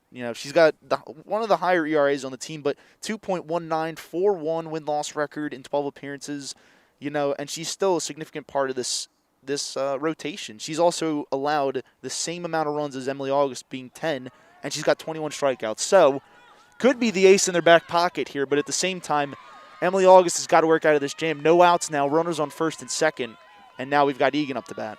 Yeah, and already a ball in this at bat, and like I mentioned, Eagan, a first-team NJAC conference member, and NJAC, all first-team conference members, so a formidable threat, like I said, and she's not afraid to, swing that bat and put a ball into play and hopefully score some runs here. I mean, a huge moment here in this game is, like I mentioned, could tie it up, could walk it off as they're the home team. August does a good job of getting 2 back-to-back pitches as strikes now, and one thing to note is that, again, we've mentioned it, but she lives on the outside part of the plate, and Eagan reached for it, meaning if she reaches for it again and gets it to fall, could be a ground ball to short over there at first base or to Sharma at second, and they could potentially roll it and try and get 2. The next pitch from August fouled again outside part. It's going to go out of play. Eagan doing a good job to remain alive in this at-bat. Quick correction on my part. Eagan is a New Jersey Athletic Conference all-conference team second team member, so not a first team, but still formidable threat nonetheless. Still significant achievement. Yeah, definitely still a threat like you mentioned too. She was also a member in 2019 as well, so very consistent throughout her career at Ramapo. In this game, Eagan is 1 for 3. She had, I believe, a fly out over there to the shortstop, followed up by a huge double with an RBI. As she goes opposite to get this one, reaches out. They get the out in their right field, and the runner looked like she was going to tag from second, but does not, as a great throw by the right fielder keeps her close, landing one hop into Brianna Bryant's glove, and now the Profs have finally found the first out of this inning. Now Wheeler could do it all here today. Coming up, the 4-spot hitter, the cleanup hitter, as you know, they say, that the nickname they've given to that spot, and she very well could clean up. I mean, there's plenty of runners on base. If she's got that power in her back pocket, now is the time she's got to use it, because this ball game could be tied with the blink of an eye. Danny, she really needs to batten down the hatches and look to do some damage here. Emily August lets that first one slip for a ball. The next one now going to be another ball, 2-0. You know, she just got that one out. She's got to keep herself calm here because she still has they still have 2 outs to work with, which only is causing the pressure. They're only up by 3. Still a good lead, but still slim. Yeah, comfortable lead, but not with 2 runners on base. I mean, especially with her losing her control and kind of the fatigue setting in. I mean, already a 3-0 count here, in danger of walking yet another batter to load the bases for Bartolomeu to come up. So, scary hours here in Glassboro. Scary hours indeed, as a 3-0 count is imminent, and now a walk has been drawn by Wheeler, bringing up Bartolomeu, and she's got 2 outs to work with here, and a ball in play would definitely yield a run, but an even bigger at-bat could yield a result that the Roadrunners have wanted since the beginning of this game. And Hague's going to go out and visit her pitcher, and infield visits as all the third, second baseman, shortstop, and first baseman are going to come in as well, and they're going to chat up their plan here. Probably brewing up a double play strategy here, so I'd expect a ton of balls down the zone, but she's got to be careful with that. She's been flirting with that the entire inning, and it just hasn't been falling for strikes, so you can't throw too many down the zone. You got to get some over the heart of the plate, and even if it will bite you, you still have that 3-run cushion. So if I'm Emily August, I'm not going to be scared here to kind of test these hitters. They haven't really proved to be able to hit her all day. Agreed, Danny. You're definitely right there. She hasn't been touched. Nothing's happened to her, but this is a moment where the greatest players are born. She's in a pinch, 1 out, bases loaded, as Bartolomeu takes that first one inside for a strike. Count's going to be 0-1. And that's got to feel good if you're Emily August. Just get that first strike out of the way. You're in there. Let's get this momentum and let's get these guys out. Her teammates are, amping her up over there, too. And a fly ball to Morgan Zane out there. She's going to catch it. They're going to look like they were going to tag up, but Morgan Zane, Danny, my goodness, what another frozen rope throw right to home. Hague standing dominantly at the home plate, and the Ramapo Roadrunners keep everyone right there. Yeah, wow. Just wow. I mean, 3 straight hoses, 2 to home plate, 1 to third. She has got that thing, and she's packing that thing in left field over there. Terrific arm over there. It's like a cannon. Yeah. She just shoots. It's already at home plate. Nice wind up, just boom. August gets in there with a strike to Deo now. Deo still in a good position here, but unfortunately for her, if she grounds into something, this could be it for the Roadrunners, and the Profs would advance. Ooh, good contact. Yeah, good contact there by Deo. She rips it down the left field line, but couldn't keep it fair. Now it's going to be 0-2. Emily August has the upper hand here. If she throws one more strike past Deo, they will essentially defeat the Ramapo Roadrunners and advance on to the semifinals in this NJAC play. Yeah, and I mean, if this game goes rotten and you are 1 pitch away from the semifinals, that'll be a heartbreaker, and be looking back on it for days to come. And August, my goodness, had a chance to put her away on the outside part of the plate, but let's slip again. Count's going to be 1-2. Got to stay composed. Here's the first ball she's thrown in about 2 batters almost, so don't be worried up there. Just throw your effective stuff. Emily August pushing a fastball past her. Unfortunately for her, Deo's going to foul that one out of play.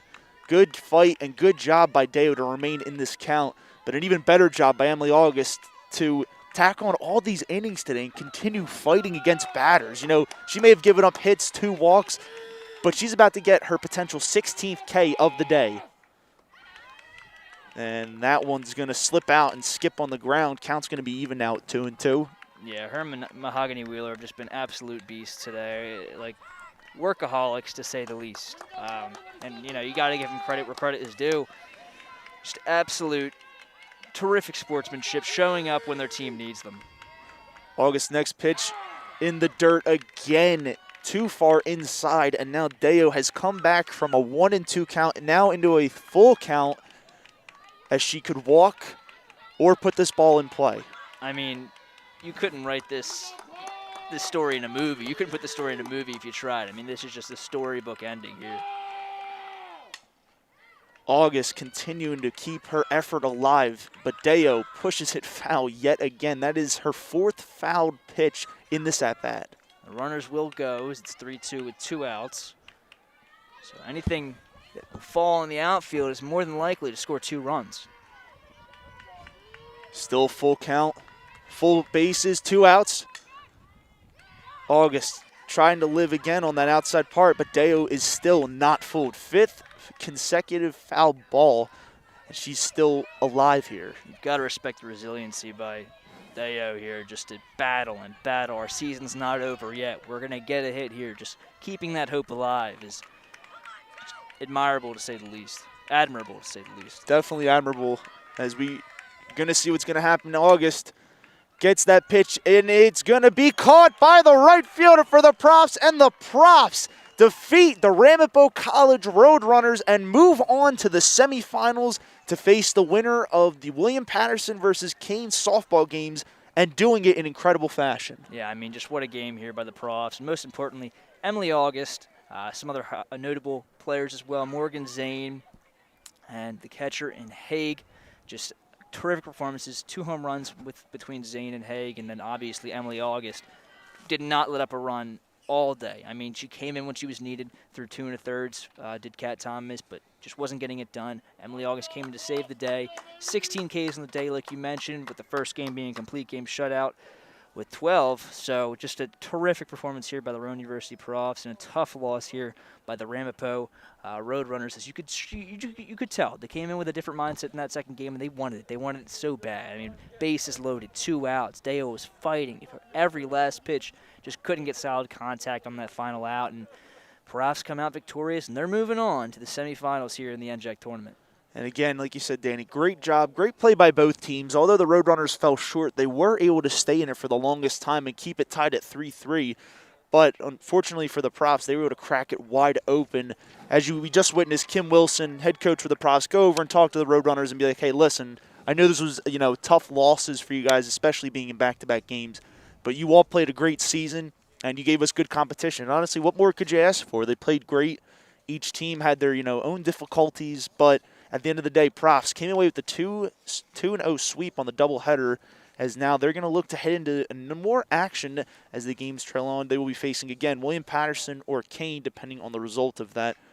So from Rowan Radio, Anthony Adenofi, Danny Ryan, thank you for tuning in. Continue listening to our station, 89.7 WGLS FM, for more playoff action as the Profs look to move on. Signing off. Have a great night. Again, you're listening to Rowan Radio 89.7 WGLS FM, your home for all Profs action.